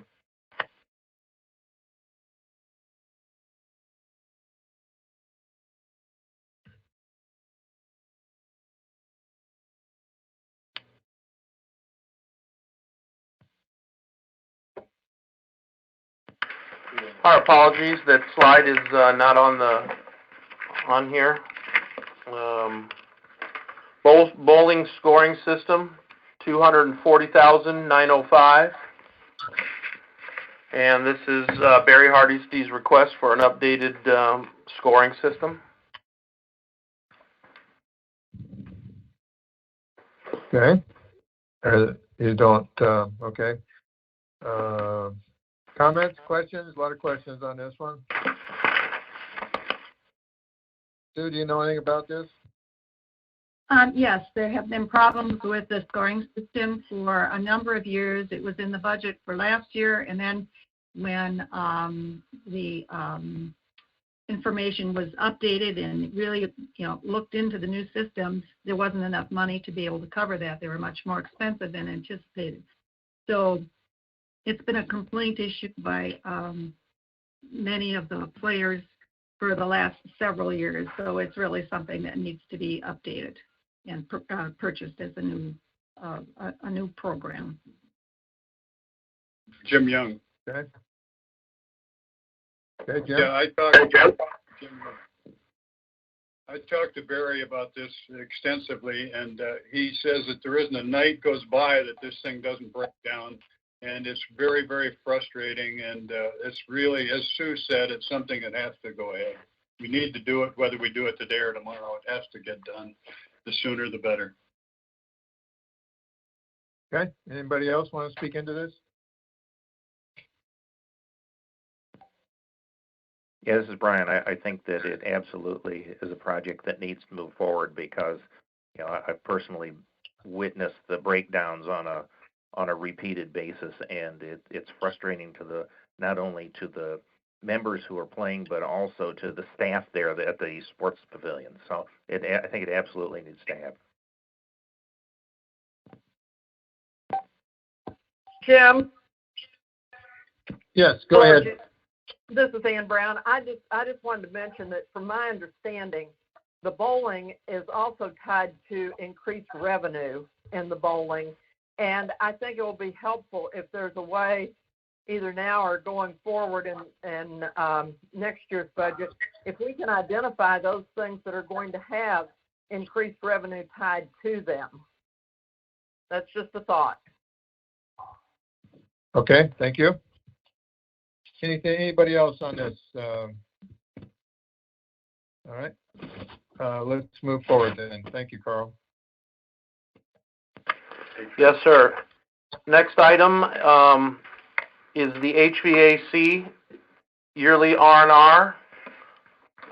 Replaces units with an average age of 18 years, approximately 240 HVAC units throughout the RCSCW campus. 31 of them are on this year's project list. Okay, questions, comments? We all like air conditioners, so without any objection, we'll move forward. There is a question that just came in on the last item. Let's see. So how many of the leagues are raising money to replace the scoring system? I find it interesting that members do not bat an eye over this yet, have heartburn over an additional, it is $400,000 for the Metal Club. So it's an interesting point. All right, keep going, Carl. Beardsley Roofs. This is the Arts and Crafts building, flat roof restoration. Provides us our additional 15-year warranty, and we generally do get our average 15-year life expectancy out of our roofs. $198,000. Okay. Questions or comments? Okay, let's move forward. Yeah, I have one. Carl, what do you actually do? Each and every time a roof is up for evaluation, we take a core sample of the roof, and that is all the way down to its B-deck metal. It gets evaluated in a lab to make sure that the structural components of the roof are still intact. And due to our application of stripping, cleaning, and reapplying this white surfacing that you see in the photos, to date of our 40-year-old buildings, all of our structural integrity has stayed intact. We have not observed any roof to date that would give us any concern that we'd actually have the expense of re-putting a new roof on our buildings. As far as material specifications go, I'd have to get that to you at a later time. But this is like putting on a new roof, isn't it? No, sir. This is like peeling off, peeling paint off of a home, cleaning it up to getting a good applicable surface, and then repainting the house, just with appropriate roof system products. Thank you. Anybody else want to have comments, concerns, questions? Okay, let's go forward, Carl. Pro Shop parking lot, mill and resurface at Pebble Brook, $187,000. This is an identical conversation to Palm Ridge's parking lot, mill and resurface. And again, all of our upcoming golf courses over the next 4, 5, 6 years, all facility parking lots are in this schedule. So all of our lots, some better, some worse, have met our repair and replacement schedule and are slated for full mill and replacement. Pebble Brook is the second golf course. Echo Mesa was completed this last year. Okay. Comments, questions? Jim Young. Anybody? Yes, Jim Young. I took a tour of that, and it doesn't look anywhere near as bad as Palm Ridge as an example. If there's a place to save money, I think that's one of them. Okay, thank you. Anybody else have a comment on this?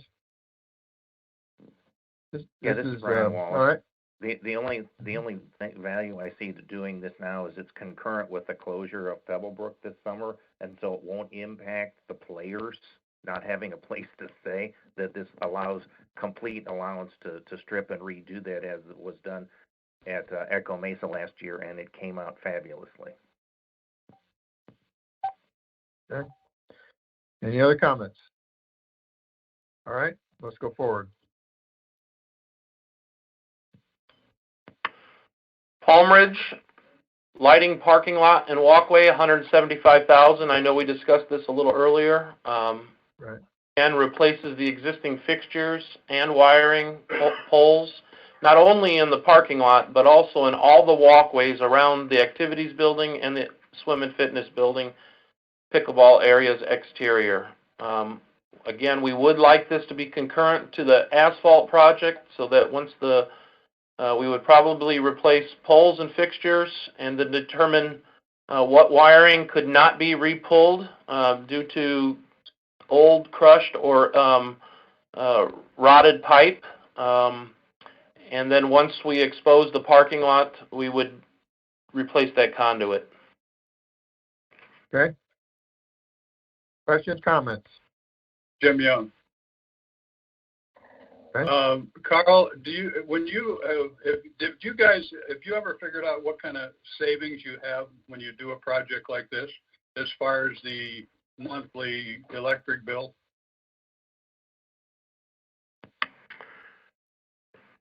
We actually have documentation from other projects. This is not one that we did on this particular project. We did not do a photometric or electric evaluation on it, just because the proof has kind of been in the pudding for LED conversion.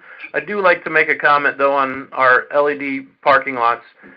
I don't just try to solve the conversion process from our old metal halide or other bulb style fixtures and convert to LED.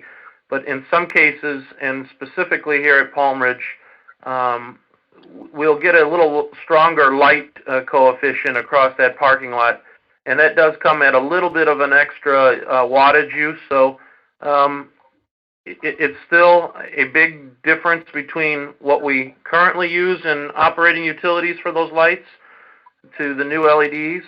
But the Beardsley came back with a value of paying for itself in approximately 4 years. Thank you. Okay. Other comments, questions? All right, keep going, Carl.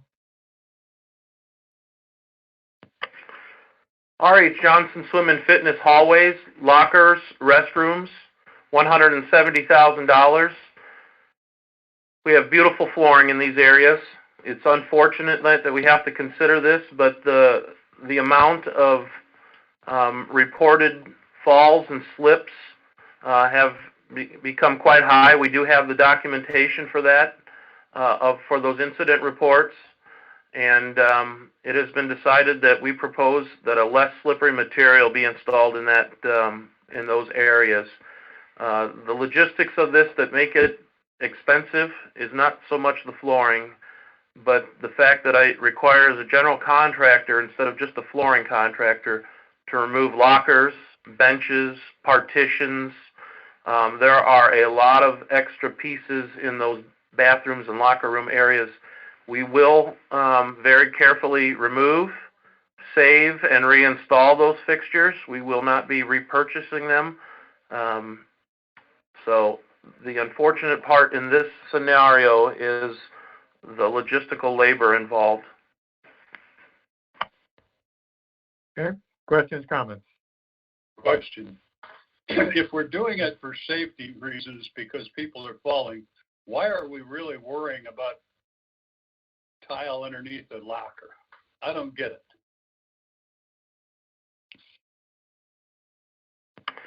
Jim, I can't confirm at this meeting that exists, but I imagine that flooring was probably installed before the lockers were put in place, but the lockers probably take up the least amount of what I have to remove and put back. The partitions, don't cover any tile space. So it would be that conversation about the lockers, and depending on how their bases are manufactured, I could certainly look into that and setting them on a sealed concrete floor and just tiling up to them. Just remember that should those lockers ever need to be replaced, then we would have a void in that area. So and that tile might no longer be available, or whatever flooring we deem necessary to put down. Why not just do up to them, not even take the lockers out? I know if it was my house, that's how I'd do it, but of course I'm a little cheap. Okay. Any other questions or comments? Okay, let's keep going, Carl. Beardsley Park transformer and electrical renovation, $165,000. Casey Huta, and manager of events, and David Bennett, the rec center manager, have proposed to Russ and I to come up with a redevelopment of the electrical system for the park. The modern events that we are awarding to performers each and every year, their demands have a higher equipment use. We have set up a sound booth a little different than in previous times, where one of the ramadas across the park from the actual amphitheater, now they have higher needs of equipment over there so that we can get better lighting and sound checks. And then currently, the demand on our existing system is being affected on a lot of occasions. We have breakers popping, and then finally, the Railroad Club, Horseshoes, and Mini Golf area are also on that system from a small panel that is existing in the monitors booth, and we would like to have that separated so that this is also not contributing to the problems that we have.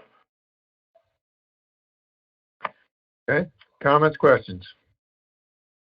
Just a comment, Jim, again.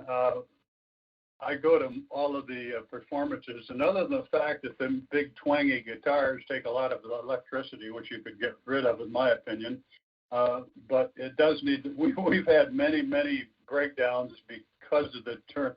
Now I don't know. Maybe you're not going to have any more events out there. If you don't need this. But other than that, you do. Okay, anyone else want to speak into this? All right, keep going, Carl. Library flat roof restoration, $147,700. This is all of the library's flat roofs. This also includes the parapet walls, top capping area. So we have masonry walls that obviously hold up the structure of the roof.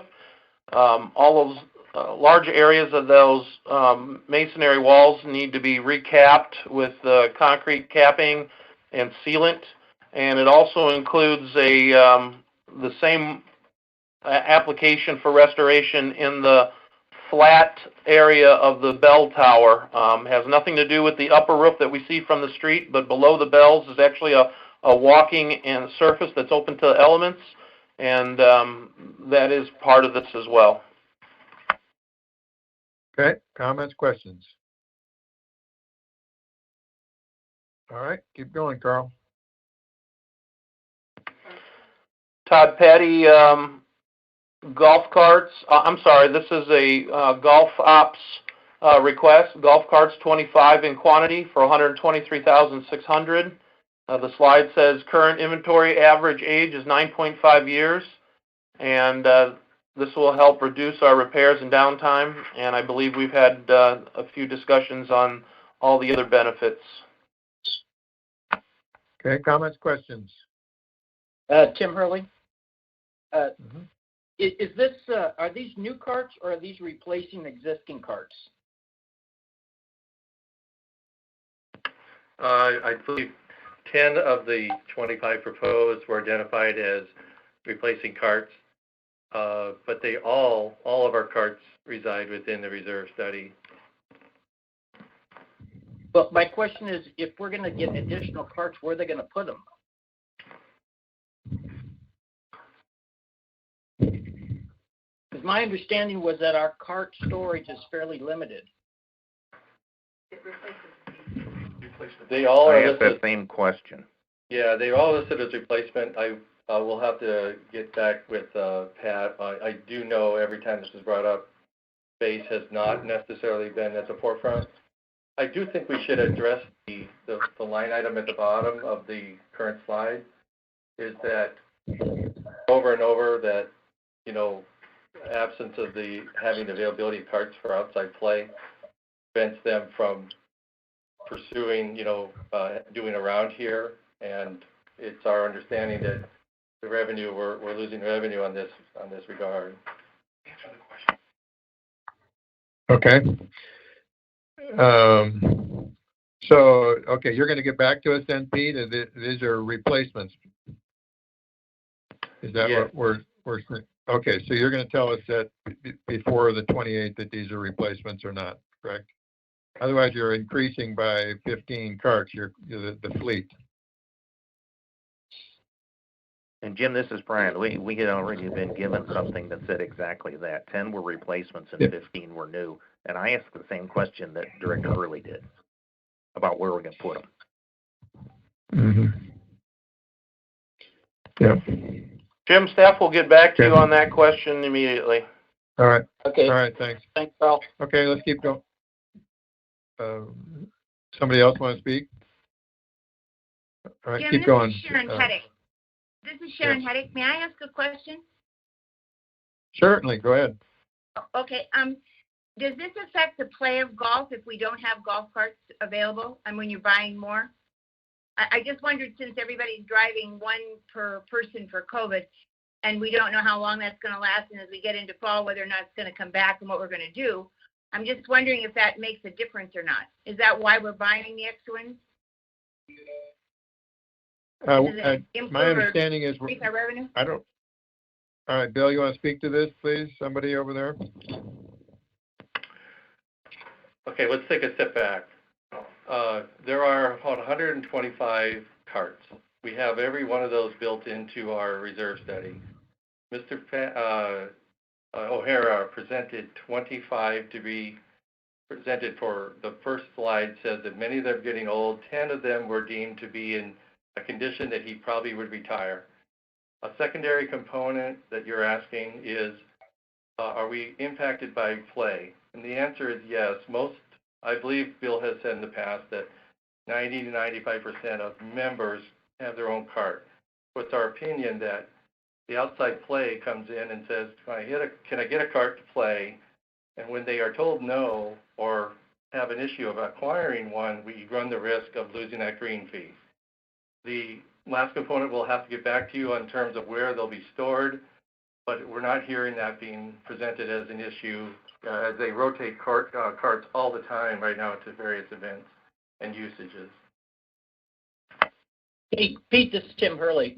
I believe that part of Pat's request was to be able to facilitate more outside tournaments, particularly tournaments where we have people come in, they're not residents, they don't have carts, and it limits the size of the group that can come in and do outside tournaments.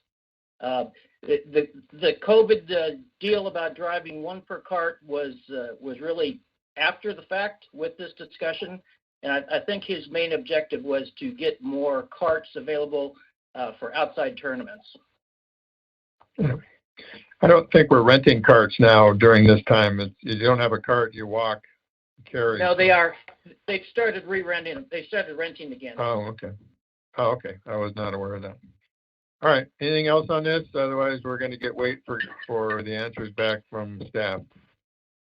All right. Keep going, Carl. And I believe my last item on the 100,000 plus list is safety and structural integrity allowance. Again, these are allowances for unanticipated property repairs. Okay, this is an item we put in every year just to protect ourselves on ADA stuff or something crops up. So any comments or questions? Yeah, this is Brian Wallace. I have a specific question about, there seems to be a very specific item in here that says Mimo's gas line project, $75,000. Mm-hmm. Okay. Could somebody give me a little background as to what the need is for that? It's news to me, and I'm just interested in why this is something we need to do. Okay. Jim, could I I'm going to jump in, Brian. I talked to Russ Boston directly about this, and there's a multitude of issues that come into it. Our sports pavilion is all run on electric, and it has nothing to do with the equipment or anything Mimos has, because that's not our issue. What has happened is the switch gear that is in the electrical room there is being overloaded. And what happens is that in order for us to replace that switch gear would be a whole lot more than running the gas line up and allowing Mimos to put and buy his own equipment to run on the gas. The idea that comes from that is that not only will it reduce our ability, but also reduce our electrical costs that are baked into that. So it would really has to do with more of having to replace the equipment in there. And I think that's what Russ covered with me. Russ, if I'm wrong, just yell at me. It's okay. Thanks. You're spot on. Does that answer your question, Brian? Yeah, it sounds like this is a similar thing to what we discussed about the transformer at Beardsley Park, that we're getting loads on the system that it wasn't designed for, and this is a cost-effective solution rather than trying to modify the RHJ electrical system. Correct. Thank you. That would be correct. All right. Anything else on this issue? Are we talking All about right. 50,000? Jim, Yes, go ahead, Jim. are we going to talk about the other 50,000 or the 100,000 to 50 or what? That's next. That's next. Yeah, that's next. You're doing it Okay, next. Okay, that's next. Yeah. So, all right. So, I think with one exception, staff, the metal shop is not looking so good to go forward. So, I think everything else is in pretty good shape as I read the room anyway. All right, let's keep going here. Who's doing this 50 to 100? Is this still you, Carl? I'm Jim, and Carl, I'm sorry, this is Karen. Can I just ask a question? So I am still, you said that the only project of the phase is that's suspicious, I'll use that word, is metal shop. I will forward a motion for the metal shop at our governing board meeting. It will simply be voted on, A or nay, correct? Yes, correct. It's an up or down vote on that item, yes. All right, thank you. All right, Carl, are you doing this 50 to 100, Carl? I am, Jim. We have approximately 8 more items to go over. Good. Our first one is well pump motor replace for $95,000 in general golf. Our next line item is the Pebble Brook, remove and replace the putting green for $90,000. We have an allowance of changing demographics, another allowance item that we put in yearly for opportunities that arise, club recommendations, governing board recommendations, club needs, $75,000. The recently discussed Memos gas line project for $75,000. Beardsley pool heater B1 replacement, $64,736. The Coons Fitness Room expansion for equipment, $60,000. This is for, again, the new fitness room space to be filled out with equipment. Next line item is flooring mini golf. This is additional funds. Originally, we had $44,000 proposed to do that carpeting. It cannot be done with the new modern applications of carpet and glue applications. So $56,000 additional funds being requested. And then finally, the R.H. Johnson audio visual for a lecture hall, $51,500. Okay. Individual items called out, folks. Any questions or comments on individual items throughout those 8 items? Jim Young? Go ahead, Jim. Jim Young first. Go ahead. I need some more explanation on Pebble Brook putting green. What's that? What looks more like a want than a need? $90,000. This is Tim Hurley. I can answer that. The Pebble Brook putting green is one of the most severe putting greens that we have. It's got huge up and down and slopes. The idea would be to pull that turf back, reshape it a little bit, and also to extend it out towards the curbs. That would give approximately 25% more puttable area. So that's why it was put in there. All right. Still sounds like a, You, Brian? still sounds like a want, Tim. Well, Okay. okay. This is All right. Sue. I'm kind of having the same thoughts as Jim Young on that putting green as a possible thing that we might be able to live without. But the other issue I have is the additional $60,000 for the Kuntz fitness room. It seems that we could make use of the current equipment that we have, along with the $58K that was already put in there for this year, and kind of make do with that to save some funds.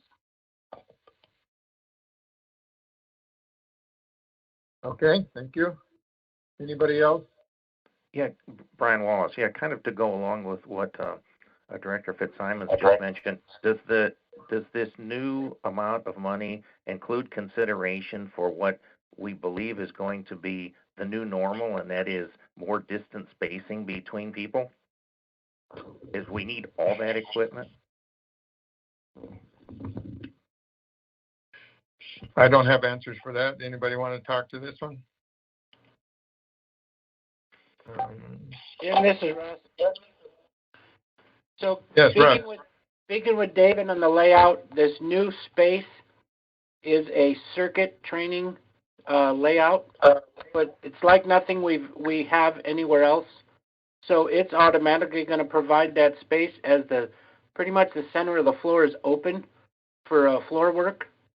So it's not going to be how many pieces of equipment can we smash into the room.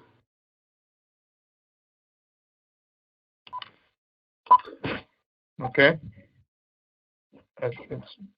Any other questions? Jim? Or Brian, Yeah, Jim, this question? is Tim Hurley again. I just want to make another comment on the putting green at Pebble Brook. When the staff came to us and asked us, we had a list of things that we were asking them to do. This one came from Todd because we're going to have Pebble Brook closed this summer anyway, and that would be the time to take out this putting green. But the golf committee originally was going to postpone this in lieu of having the Grandview turf done. But then we decided after a lot more discussion to push the Grandview irrigation system back. And then we reintroduced this back into the capital projects that we were suggesting. So I just wanted to say that we did look at taking this out, but replacing it. We moved the Grandview, it made room in the budget for this. Okay. Anybody else want to speak into this? Yeah, that's a sales pitch if I've ever heard one. Sorry. All right. So now, anybody else want to speak into this before we move forward? This is Todd. Go ahead, Todd. Yeah, on the putting green leveling over at Pebble Brook, there's a chance that we may not be able to do that this year. We're having some problems with vendors and them getting laborers in. So even if we did want to do that, we may have a problem doing that. So if need be, we could do that next year. I know we're not closed over at Pebble Brook next year, but we could actually do that and still have the golf course open. It would be a minor inconvenience to the members over there, but we could move the putting green over to the chipping green area over there behind number 9 green. So it's doable, but we're just going to have to see what we can get as far as getting the vendor in here and if they have the time to do that. So there's a chance, even if we do fund that project this year, that we may not even be able to do it because we don't have a vendor. Okay. Would you propose that this come out of the budget then? Well, I'd like to leave that in there this year, just in the event that we can have somebody come in, we can find somebody that would actually do that project. But if it gets too late, because we are gonna sod that. We need to do that early up front. If it gets too late, I would have to say scrap that project until next year. And if we had the money available this year, then we could start that project as soon as April of next summer. Okay. Any objections to doing that? We'll leave it in and vote on. So what all these items, these 8 items here, will be voted on en masse. We're not going to pull them out and have individual motions on them. So it'll be the total of these 8 items together, yes or no, on the votes is what we're going to vote on. Yeah, I have one more question. This is Brian. I have one more question. Brian Wallace? Yes, I have one more question. This is regarding the mini golf carpeting in R.H. Johnson. That has been seems like a rolling disaster, and I know Carl has been frustrated by this. What belief do we have that throwing another $100,000 at this? Because I know we had vendors try to fix this problem, and the material failed or didn't adhere or whatever. That we're actually, if we throw another $100,000 at it, that we're going to get it fixed, because this has just kind of been an ongoing problem, I understand. Brian, I thank you for bringing that up. The ongoing problem was Beardsley, and to most of your point, you're right. The new modern carpets and the old style of adhesion failed, and we actually did it 3 times, and it didn't cost us anything to repair it 3 times. The vendor assumed all costs and took a very big loss on this. But the outcome of the absolute right carpet and the absolute right adhesion process has been established. That is what set the tone for the cost of labor to do the tear out of the existing R.H. Johnson course, a very fine and labor-intensive cleaning of that concrete surface to accept the new heat, and then finally the process of actually gluing it down with an epoxy as opposed to the old style glues that made applications of outdoor turf much easier. Otherwise, that is what has contributed to this cost difference. But we haven't spent anything on R.H. Johnson to date and to change, so we have no loss. This has just met its life expectancy, and no one has come with a proposal less than $100,000. Okay, thanks, Carl. I'm glad to hear that we've finally gotten some proof of a process that's going to work. And, you know, understand if it's an end of life, then we need to do it. I was just afraid that we were going to fall into another cycle like we had, unfortunately, over at Beardsley. And I know that was very frustrating for you and for the members as well. Thank you for bringing that up, Brian. Appreciate it. Any other comments on these 8 items? Yeah. Yeah, I have a question. I thought we were voting individually on anything over 100,000. We're not voting on these individually, correct? Correct. That is correct. That's what I said. This is just going to be one mass. Correct. These are in mass, up or down. Thank So you. I'll say it just to reiterate, so I make sure we all understand that the over 100,000 will have individual motions prepared for property. Bob Canaro will probably be doing because they're property, and we'll discuss and vote on each of those items. The 50 to 99,999 will be done in mass. The 8 of those will be done in mass. So, all right. Anything else on this? Anything else you want us to? Go ahead. Jim, thank you. When you talk about in mass of this 50 to 100,000, I'm very much opposed to getting some more information about the fitness room expansion, additional equipment. $118,000 is an awful lot of exercise equipment to be putting into a fitness room over there. And if you're looking to do this en masse, that is a big question that one line item would, in my mind, would be a no as far as I'm concerned until I get some clarification of why we're spending $118,000 on this equipment. And it's just outrageous, I think. I mean, come on. I mean, you're telling me that the equipment that's going in there is going to cost more than replacing a putting green? this, I mean, I understand the in mass, but this may not go forward with that in mass on that item. Thank you. Jim? Okay, well, assuming, Jim, go ahead. Young, I'd like to Go ahead. suggest that we add these to the 100,000 and over, even though we don't have to, because I've got a couple here that I'm not sure I'm going to vote for, and I'd have to vote for all of it down. I don't want to. Okay, May I make a comment, Carl? of course. Okay, so let me just clarify this a little bit more, that this year's current FY 19-20 budget is because the existing fitness room, before any discussion of expansion, those pieces of equipment have met their life.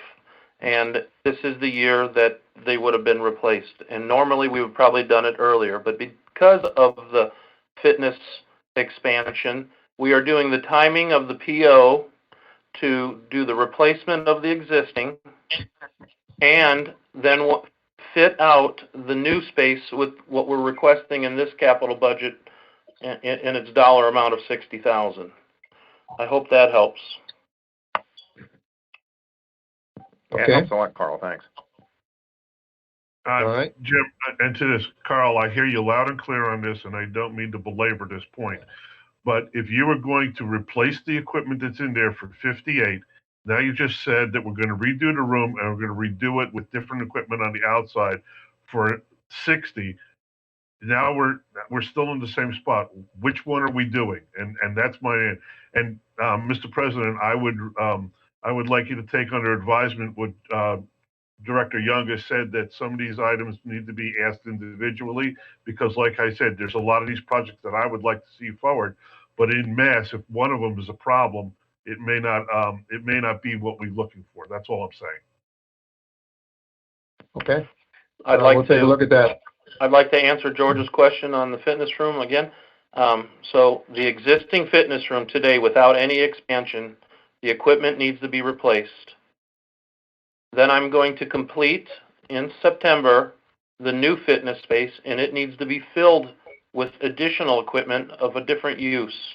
So it's two different budgeted items. One is for repair and replacement, and the other one is for new. So Go ahead. Are you there, George? Hello?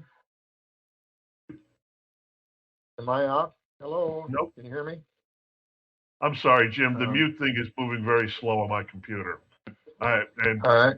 And listen, and Carl, I hear what you're saying, but I'm going to be completely confused about this. If you're replacing the equipment in the existing fitness room that isn't going to be there, my question is, why are we replacing that? Whether it met its useful life or not is incidental on this one.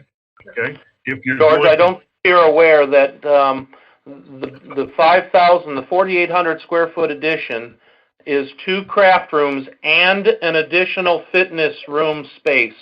So Carl, when the project is complete, you have the old space as it is, fitted out with repair and replacement equipment, and you have an additional 1,000 square foot plus space that is going to have a new fitness use. So you will ultimately have virtually double the space of the fitness area.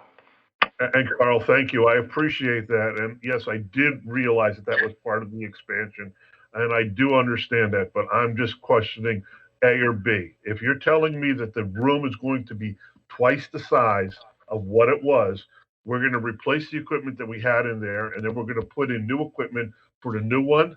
I can understand that, but that would be my next question is what was said before, is they're going to do circuit training around the outside, and the middle of it's going to be empty. The current fitness room over there has nothing but equipment piled on top of one another in there. The dollars don't seem to be working the same way. That's my own opinion, and I'm going to leave it at that. George, this is Ron. Okay. I'm going to get with David, and we're going to get you a detailed layout as to what that's going to look like, and I think that'll ease your questions. Here's another question along those same lines, Russ. Typically, what would it cost to replace all the equipment at Palm Ridge, for example?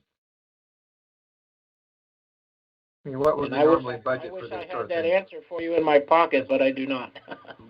Well, that would be, I think, would be helpful for us to hear that number, what that number is to normally replace equipment in a rec center, fitness center.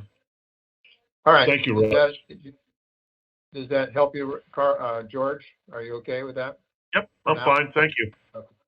And we'll talk. We'll spend some time about how to vote for these things. If we can get that satisfied, I think we may just be able to do it the other way.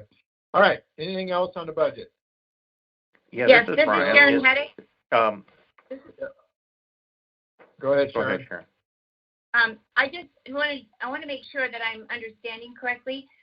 Today, the CDC issued 10 pages of guidelines on what we can and can't do or should or shouldn't be doing.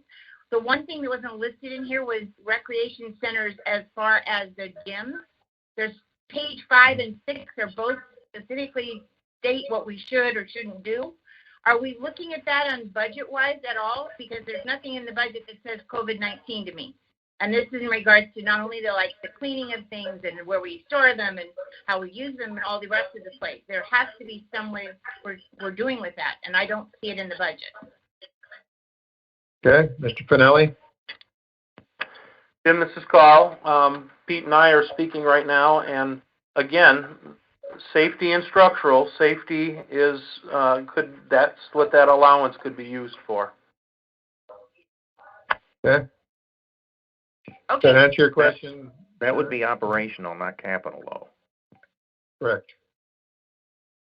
Yes, but it's Allowances are capital, but I'll let Pete Finelli expand. If you're talking about equipment that comes up that may be 5,000 or above, Sharon, then that's what the allowances are there for. Brian, we can talk separately, but I believe we've been using these for capital related. That's all the allowances are for. Okay, thank you. I just wanted to make sure we've got them covered somewhere. That was all. Okay. Anybody else want to speak into the budget? Yeah, I just have a suggestion on the 50,000 and above. Why don't we put it as one unit, but allow anybody to take out any item that they want separate, like a consent agenda type of thing? For what purpose, though, Jim? We're going to. Well, that they don't have to vote no against the whole thing. Well, but wouldn't the whole group have to vote on taking it out? Yeah, the whole let's group would have assume to that vote they on taking it out. vote on the Pebble Beach or Pebble Brook putting green. I would ask, Right. once you come to this thing, I would ask if we pull that out and vote on it separately. That's all. Okay. And We'll talk anybody else about can this do separately, but it it. has to be, yeah, okay. It has to be a vote on you taking it out of the budget is what I'm saying. So we're not just going to take we it out. vote on it individually. Yeah, I hear you. Okay. All right. Anybody else want to speak into this? But yeah, this is Brian. Looking at this year's capital expenditure list and budget, there is a line item about Cybrex strength equipment for $50,812. So in fact, it sounds as though the $50,000 neighborhood is in fact kind of in line with what we've authorized in the past on previous costs. Okay, that's helpful. Thank you, Brian. That's helpful. All right. Anybody else? Have any thoughts on this? Yes or no? Nobody else? All right.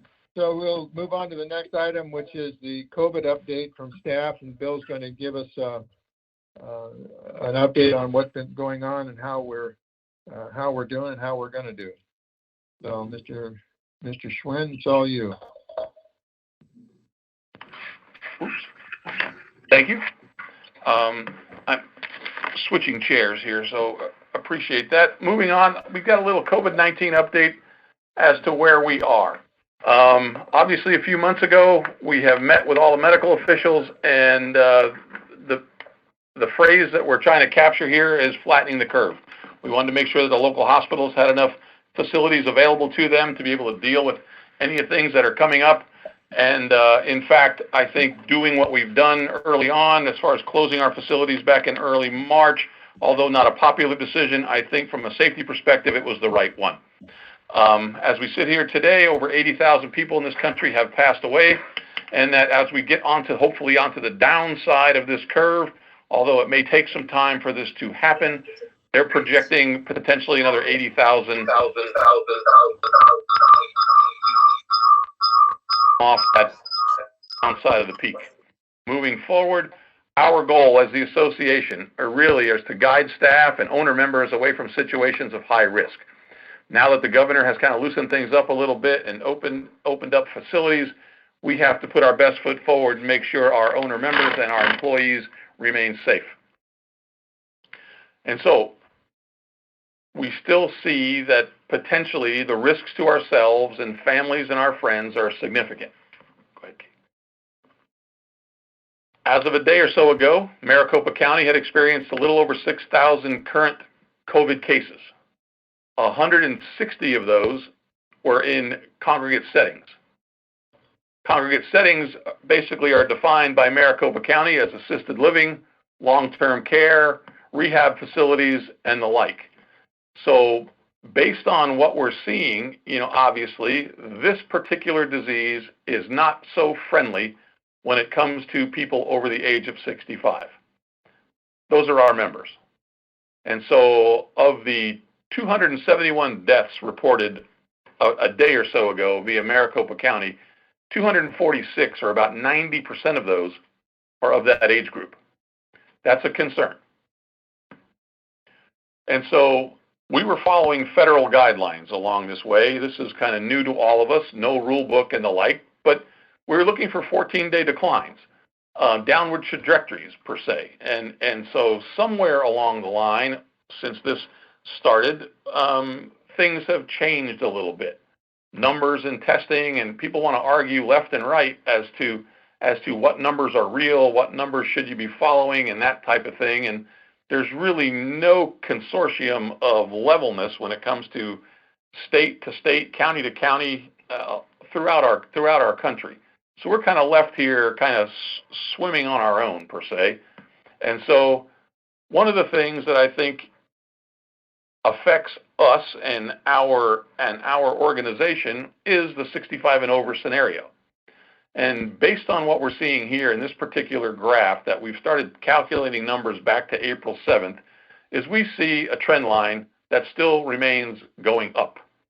The spikes that you see in this particular grid, I believe every time you see a spike, I think that's a Monday, because I don't believe that the reporting that the county's doing, I think they take the weekends off. And so anytime you see a spike, I believe it's directly related to a Monday stat. But bottom line is that trend line is going north, not flatline and not going in the other direction. So we're still being very, very careful as to how we operate. So a brief introduction that we're doing as far as training our staff is how this virus exists and how you get infected. So basically, we have to limit our exposure, right? So from a scientific level, they're talking about 1,000 viral particles. How do you get those? You can get those from breathing, staying in a room a long period of time with some others, and that type of thing. But each of those situations depicted in that center slot really can lead to infection. And so what the scientists are telling us is that a single breath can release 50 to 5,000 droplets, right? So what's important to know really, without a lack of exhalation with force, these viral particles from the lower respiratory area are not really expelled when it comes to just breath. Coughing, different story. So a single cough can release 3,000 droplets, that type of thing. And so it's very recommended that policy-wise, if we're sick, stay at home and wear a mask when you're out in public. Sneezing. This thing is ugly. A sneeze releases about 30,000 droplets and they travel. So if a person's infected and the droplets, you're talking about 200 million virus particles can be dispersed around a room. Again, wear your mask, protect others, protect yourself, and stay at home. Beautiful picture. But the droplets is what's are really concerning. And so those droplets go everywhere, and we have to maintain some kind of level of sanitization when we talk about opening up our facilities. So when it comes to the virus hanging around the air, most of them fall to the ground and fall onto a surface. So if you're having a face-to-face conversation with somebody and that person sneezes at you or coughs on you, it's easy to see how you're going to inhale those virus particles and potentially become infected. So what the professionals are telling us in the field is the successful infection really relates to a formula, and that is your exposure to the virus and how long you're exposed. General breathing, they're basically saying 20 viral particles spread in the environment.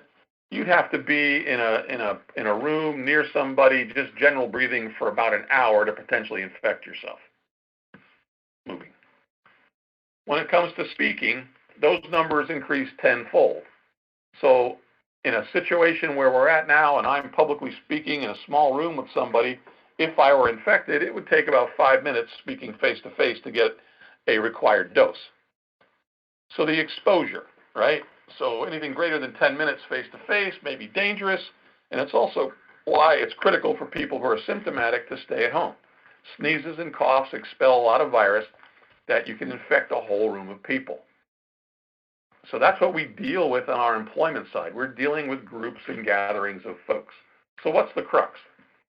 So outside of the terrible outbreaks that I've kind of documented on as far as nursing homes and cared living facilities, what they're seeing now is the biggest outbreaks are in prisons, religious ceremonies, and workplaces.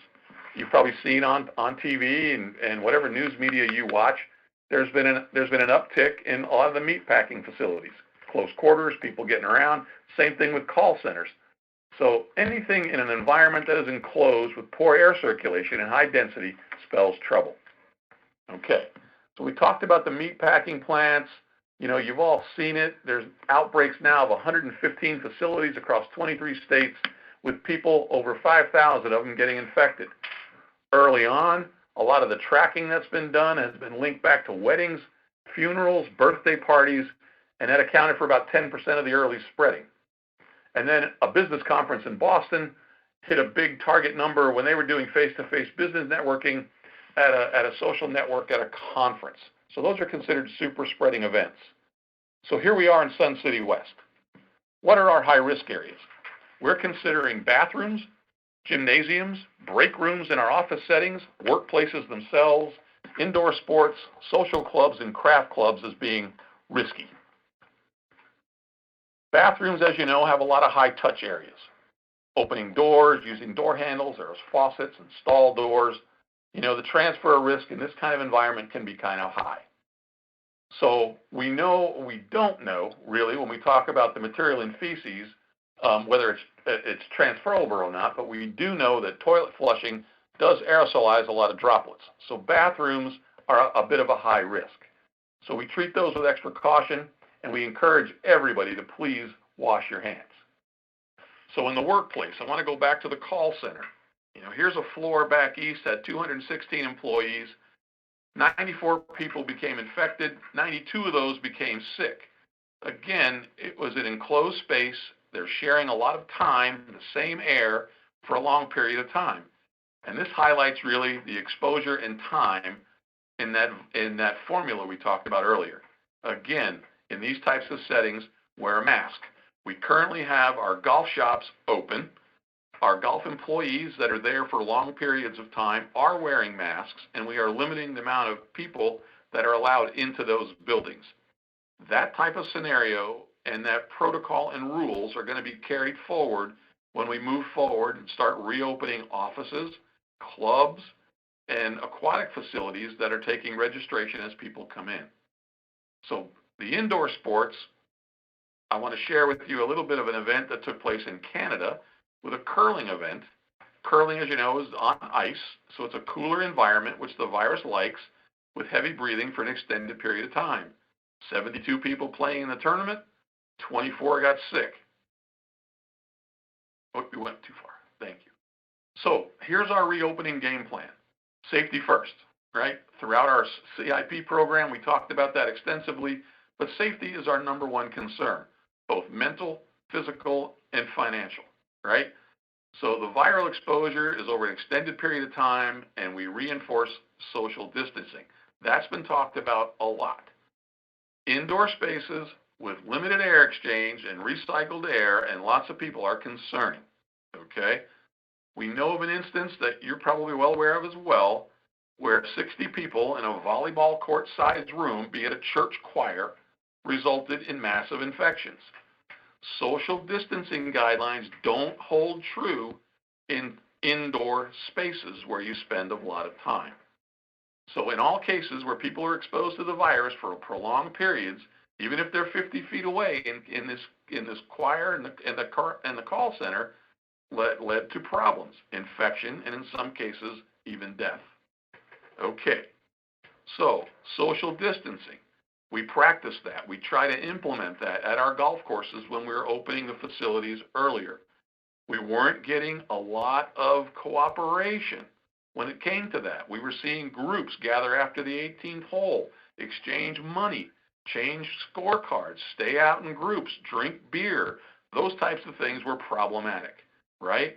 Our golf staff, our PAs out there, were constantly talking with people, and they were getting pretty much blistered by, you can't tell me what to do, and on and on and on. So a lot of non-cooperation was going on out there that we felt was an extreme safety issue, both to themselves and both to our staff.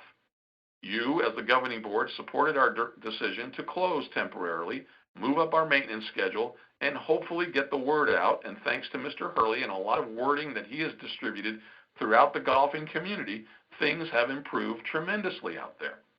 So we appreciate that. But that social distancing thing is really, to minimize the risk to everybody when they're outside. So far so good on the golf scene. And now, we understand the risk and how this all takes place.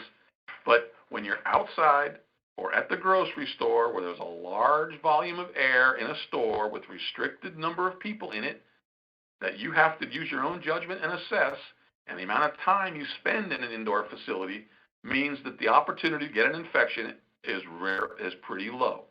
Okay, wear your mask and move about, do your business and that thing.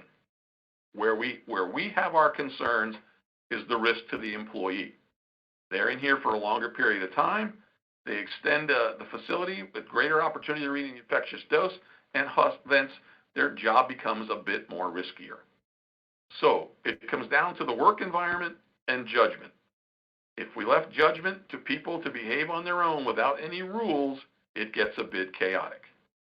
Everybody wants to say we're adults and we behave by the same rules, but I can provide you video and photography that would prove otherwise. So how many people are here and how much airflow is there and how long will I be in this environment is something that you have to consider. So if you're sitting in a well-ventilated space with few people, the risk is low. When it comes to outdoor recreation, we feel this particular phase in our reopening is a high priority. It's outdoor and we can get things going. So talking to a scientist, if you're outside walking behind someone who potentially is infected, you need about 5 minutes in their airstream to potentially catch an infection. Pickleball, tennis, lawn bowling, those outdoor activities, when you have deep breathing going on, remember the exposure time that you're out there, and due to the open air and the dilution of and movement that you got going on, again, your risks are pretty low. So we're pretty confident that these outdoor sports and recreational activities, I think we're at a stage of moving forward.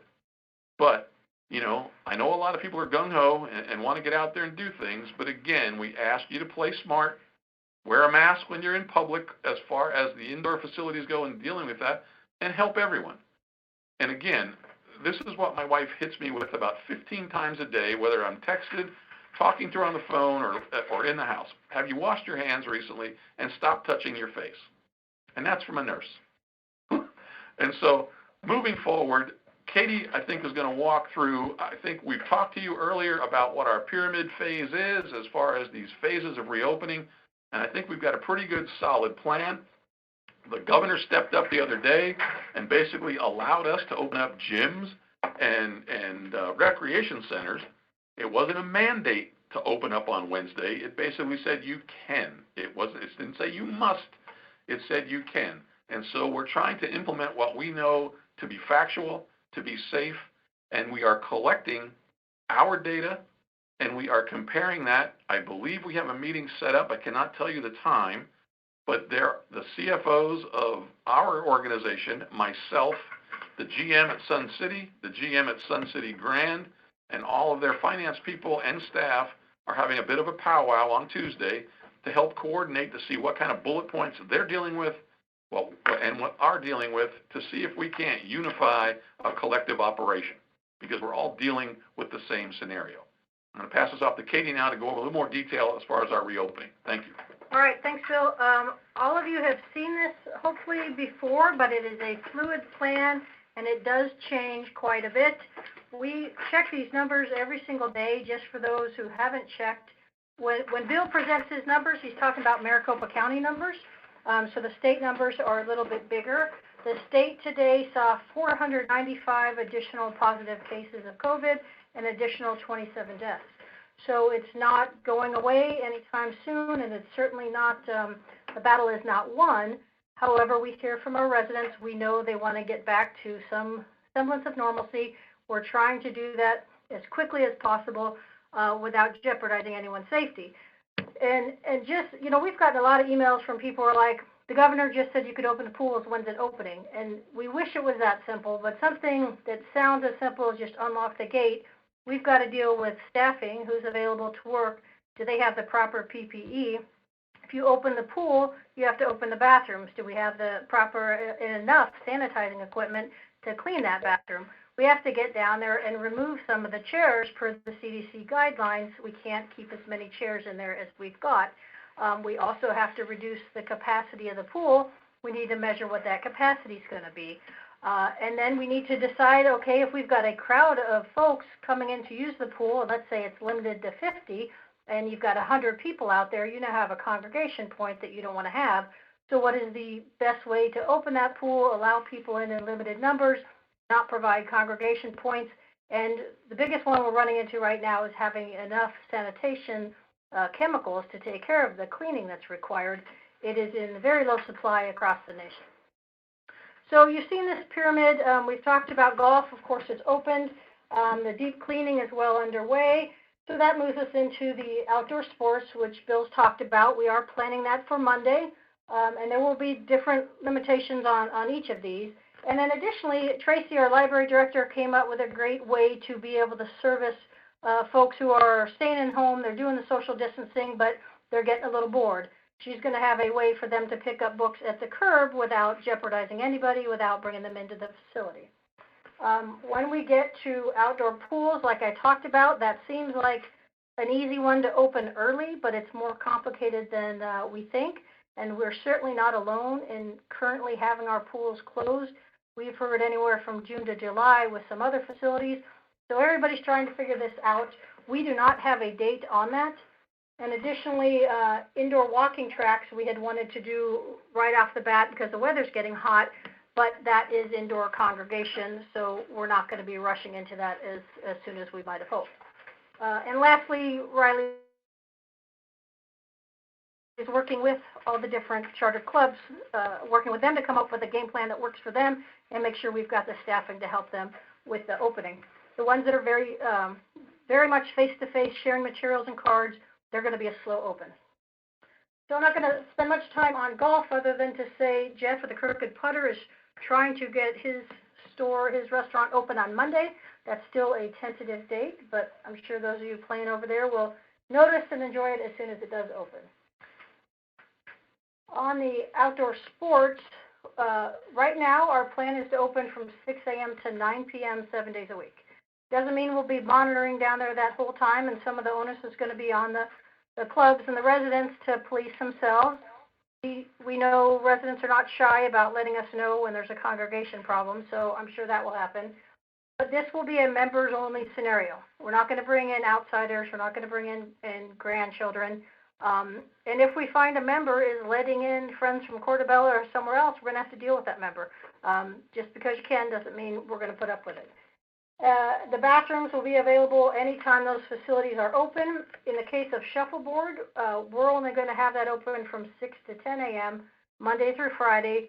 That's when we can staff it. That's when we can have the bathrooms open over at that particular facility. Mimo's is already open. He's doing business over there. And then the dog parks are not going to open right away because there's plenty of information out there showing dogs are catching COVID-19. Not as much evidence that they're passing it on to their owners, but it's a gray area, and the recommendation is to keep those closed.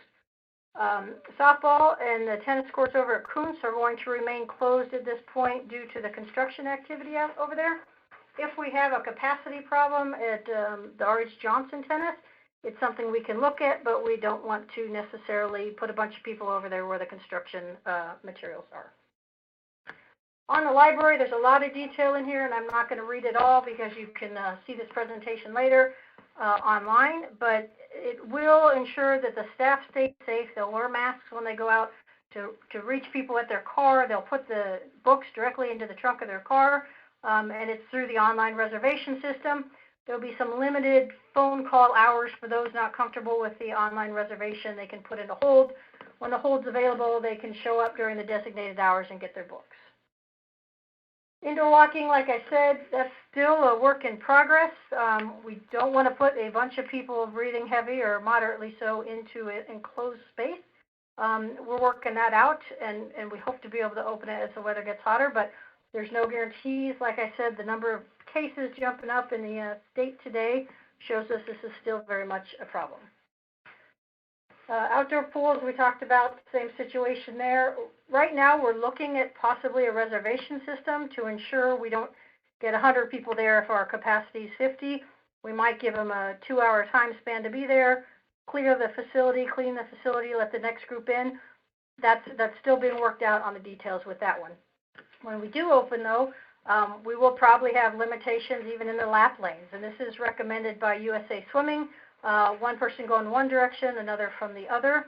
USA Swimming has different formulations of what is safe social distancing in a lane, in a shared lane, but of course our swimmers swim at different paces, and we don't want a bunch of overlap and piling up at the end of the lane. So right now we're looking at two from each lane that would go in opposite directions. The remaining facilities, as I said, Riley is working with those clubs. If you're in a club and you haven't yet submitted a plan to Riley, please do so. We've had a lot of questions about whether the rec centers will provide the PPE for the charter clubs. I will tell you, we would not provide masks, and this is when we get to this point.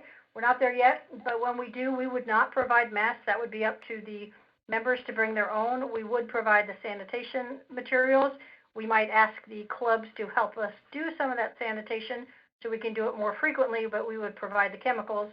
Those chemicals, like I said, are on back order. All right, a couple other things we haven't talked about before or in as much detail. Special events. Casey's come up with some great ideas to be able to offer residents concerts online.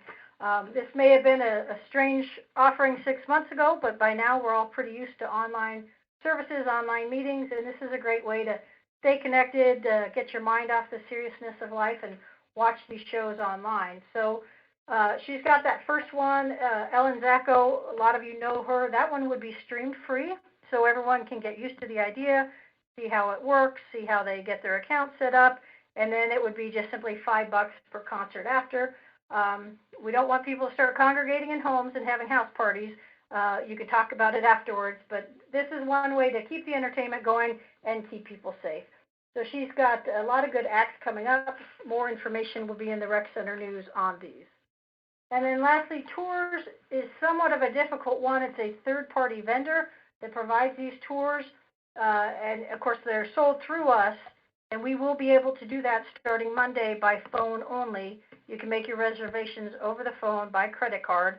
And we're not doing any tours at least until August. So even though we're starting to sell them now, they wouldn't take place until August. We know there's still a lot of uncertainty there. People are not necessarily going to be comfortable with that. And if they don't do well and people aren't making the reservations, then we will take that off the table for a while. There is insurance offered by the vendors. They are taking social distancing protocols, and and only having every other seat taken up so that everyone is at least 6 feet apart on that bus. But again, everyone's got their different level of where they feel safe and secure. So we're by no means encouraging that. We're just letting you know that the vendors are taking precautions as well.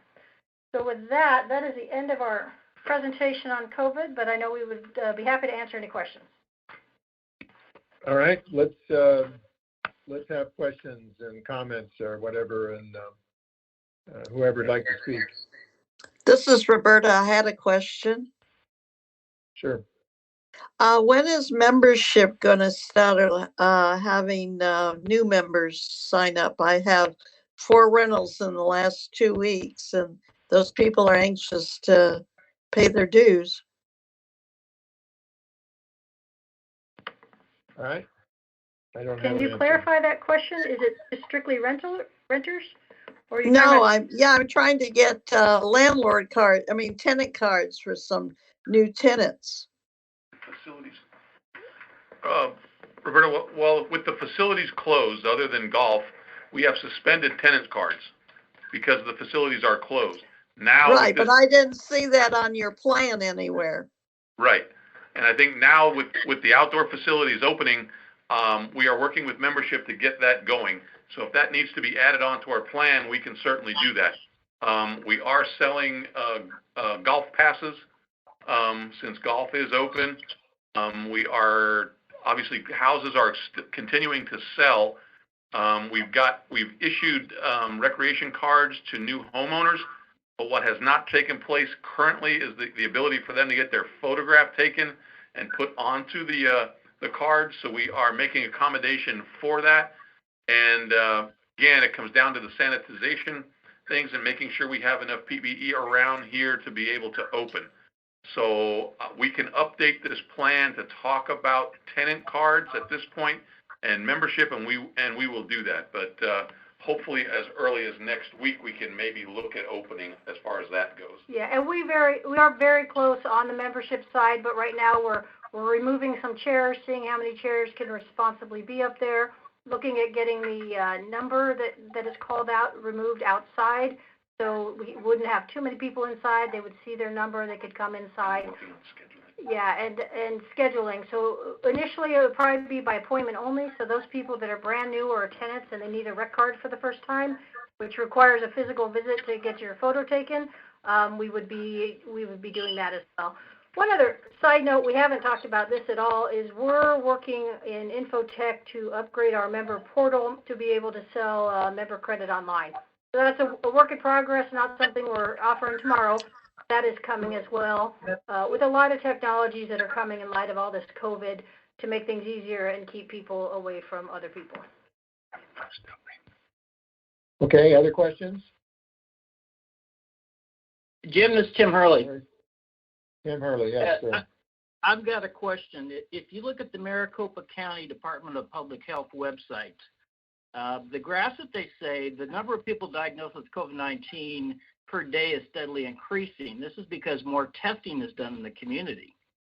And in the graph below it, it says the best way to track COVID-19 trends in Maricopa County is to follow the number of people hospitalized with COVID-19. This is because hospitalizations are not influenced by testing availability or the addition of new type of tests. COVID-19 hospitalizations have leveled off, likely due to the social distancing. And if you look at the graph definitely shows that really since the beginning of May, the trend is down for people being hospitalized. So I'm just trying to understand how that equates with the other data that you presented.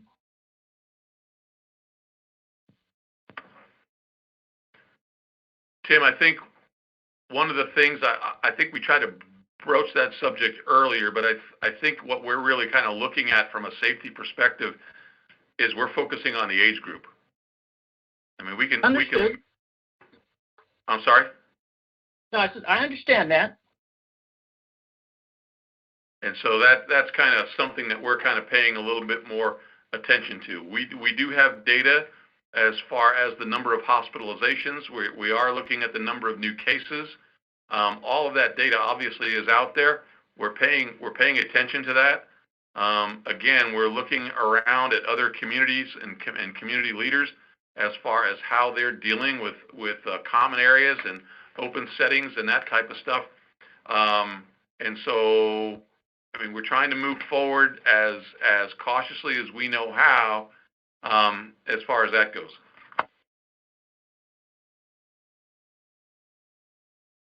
Okay. Okay, does that answer your Tim, question, hopefully you guys Tim? can see on the screen, I know you've seen this data as well, but it's that 65 plus age group that we're concerned about. And if you look at the availability of ICU beds and intubations, there's about 20% capacity on those type of services, which, you know, it should be a nice overhead, but if this thing blows up and expands very rapidly and you're 65 plus, you're more likely to be in the hospital on a ventilator, and of course the death rate is higher as well. So we agree on that overall trend data, but we're looking at 65 plus.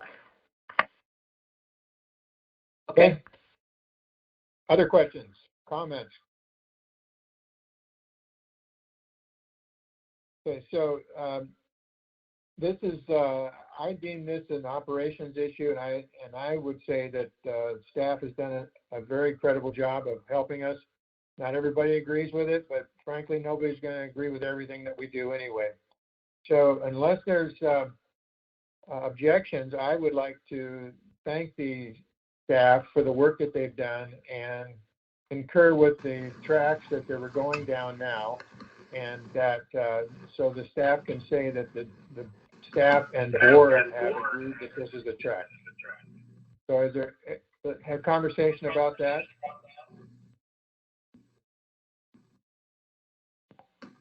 All right. No, I would absolutely agree with what you just said, Mr. President. Okay. Thank Jim, you. I wholeheartedly agree and support staff on this 100%. Yeah. Yep, me too. Fabulous. Okay, good. That's what we want to hear, because this, as you know, we all get these emails from folks that are not very happy, and Bill's and staff have been bearing the brunt of most of those things. And so we want to know that at least we're behind them and supporting the efforts that they're doing, and we work hard to do that. All right, anybody else want to add on to that, or else we'll go forward with the next stuff? All right. Well, Jim? Yes. Yeah, I agree with what they said, and the staff, we need to support them. But I would also encourage them that we need to move forward as fast as we can. Because if you keep the American public caged up, worse things are going to happen than if you don't. That's all I'm going to say. Yep. All right. Good point. And Jim, this is Sharon yes. Heddick. I just want to pass along two pieces of information. If somebody wants to give me a call, I have two more places where you can get the N95 masks and the PPE that were given to me yesterday by Senator Sinema's office. So, and then the city of Peoria reached out and said they also had some people that might be able to help us. So I don't know if you have those contacts or not, but I'll be glad to give them to you if somebody wants to give me a call. And then the second thing is, that was brought up on the conference call with Senator Sinema was specifically that we should be making sure that we're following whatever the CDC guidelines are, because what they're going to end up doing is writing some type of bills from the federal side or the state side and or both that hold us harmless if something happens because they get COVID-19. So I'm just want us to be real careful and make sure that we look at those CDC guidelines. I'm sure our staff is, but just it was passed along from the senator's office as far as anybody that's on boards and things like that. You need to make sure you're following the CDC guidelines, because once you say I followed the guidelines, then it's going to be your held harmless. If you're doing something other than what the guidelines say, then you're going to have a problem. So I'm just so that so you get that information. This is Katie, if I can respond to that. Go ahead, Katie. Sharon, the PPE isn't as big a deal. I do appreciate that, and if you want to email me those resources, we'll look into them. We have a ton of masks, and again, a huge thank you to the Rip and Sew ladies. There's an article coming out in the next Rec Center News about that, and also to our very own Becca and Diana on staff in IT who have made plenty of masks for all of the staff. The big hang up is the sanitation supplies. So if you got a line on that, we would love to hear it. And as far as following the CDC guidelines, absolutely, we get a daily summary from our attorney on what the latest executive orders mean to us and what the summary of the CDC guidelines are. Thank you. Great, thanks. Okay. Anything else on this topic? We're going to go around do just general comments. Otherwise, anybody else wants to speak to the? Somebody needs to mute a phone, please. Thank you. Anything else on the COVID update? Okay. Let's go around the room then, and we'll start with George. You can have any comments, general comments about the meeting? Listen, first off, staff has done an awesome job on preparing not only the budget, but the contingencies. I think that Bill, Pete, and his staff have really looked hard and crunched numbers where we haven't seen this in the past. And a couple of real shout outs to some of the other directors about this. Tim has done an awesome, great job on making sure golf got up and running. Brian's comments and Jim Young's comments on making sure we're fiscally solid on this are absolutely wonderful. And Donna and Sue and Jerry all looking forward to how they're working with the clubs. That is absolutely what it should be, and we're about that. And I cannot say enough, Jim, to Bill and his staff about letting us as the governing board not only be the people that support him, but also take the message out to the community. That's what we're here for, and that's what I hope we do. Thank you. All right. Sue Fitzsimons. Well, George said it all again. Perfect. That's all. Okay. All right. Jerry Connor. Thank you, Jim. I wanted to say that the financial information and presentation that Bill, you, and Pete, and others presented today, complementing the earlier budget material that you provided, was extremely helpful. And I am also appreciative that you extended the projections out 10 years rather than the usual 5. And just thank you very much. Okay. Thank you, Bob. Bob Canaro. Yeah, great meeting. I love everything they put out to us, and I especially want to thank Katie. Well, that was some real great information in COVID-19. A lot of stuff I didn't even know, and thanks a lot for that. Perfect. Thank you, Donna. I think congratulations to all staff for what they've had to deal with. Great job. Thank you. Okay. Mr. Young? Yeah, I have to say the same thing. That I have never seen this much work by the staff on the budget process. Going forward and going backwards, they've done an absolute awesome job bringing the request from 13 million down to 5 million plus. And I know that they're going to do this, but I also say it because I want to make sure it's loud and clear, is that we don't spend any more money than we take in. And I know we don't have a clue what money is taken in. But thank you very much, Yep. Pete, and staff for doing your job. Okay, sounds good. Mr. Hurley? Yeah, thank you, Jim. It's hard. None of us have a crystal ball to know what's going to happen. None of us have any idea what's coming down the pike, but I think together we can work our way through it. And again, I make compliments to Bill and the staff. Thank you. Thank you. Mr. Wallace? Mr. President, I'm not sure I can add much to all of the things that have already been said here, Yeah. but I appreciate all of the hard work by staff and also by all of the directors, and clearly the homework and the clear thought they've given to many of the issues we discussed today. And we got a great deal of work done in a short amount of time. So thank you to all. Yes. That's why I didn't put you first, Brian. I knew you would. Anyway. Bill Schwinn, do you have anything to add to this? No, sir. I just want to thank you all for your comments and your support. I know staff appreciates the heck out of that. We do have a great working team. I'm happy to be here. It's tough. It's tough walking down the road because no matter what side of the road you step on, man, people are going to question you. But again, I just want to thank you again for your support. We're doing what we think is the right thing for the right reasons, and everybody stay healthy, and thank you very much. All right. Okay, with that, the next meeting is for the 28th of this month, and we're working on a in-person meeting at Palm Ridge, and staff has worked hard on doing some video streaming out to the community. We could do it with YouTube, so that's the goal for the 28th. It would be really helpful for us to get back in person, and we could do distancing and all that stuff as we go forward. But that's the goal, and we're working hard on that. All right, with that, I will adjourn the meeting, and we'll talk to you in the next few days. Thanks, everybody, for your patience and stamina through this 3.5-hour process. Have a good day. You had no comments, Jim? Say it again? You had no comments from the public?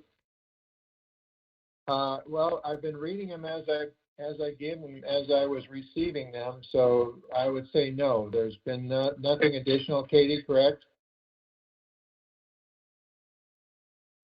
One comment from Mr. Reed just said thank you to all the committees for all their hard work. Okay. All right. With that, I'll adjourn the meeting. Everybody keep safe. Yep. Stay safe.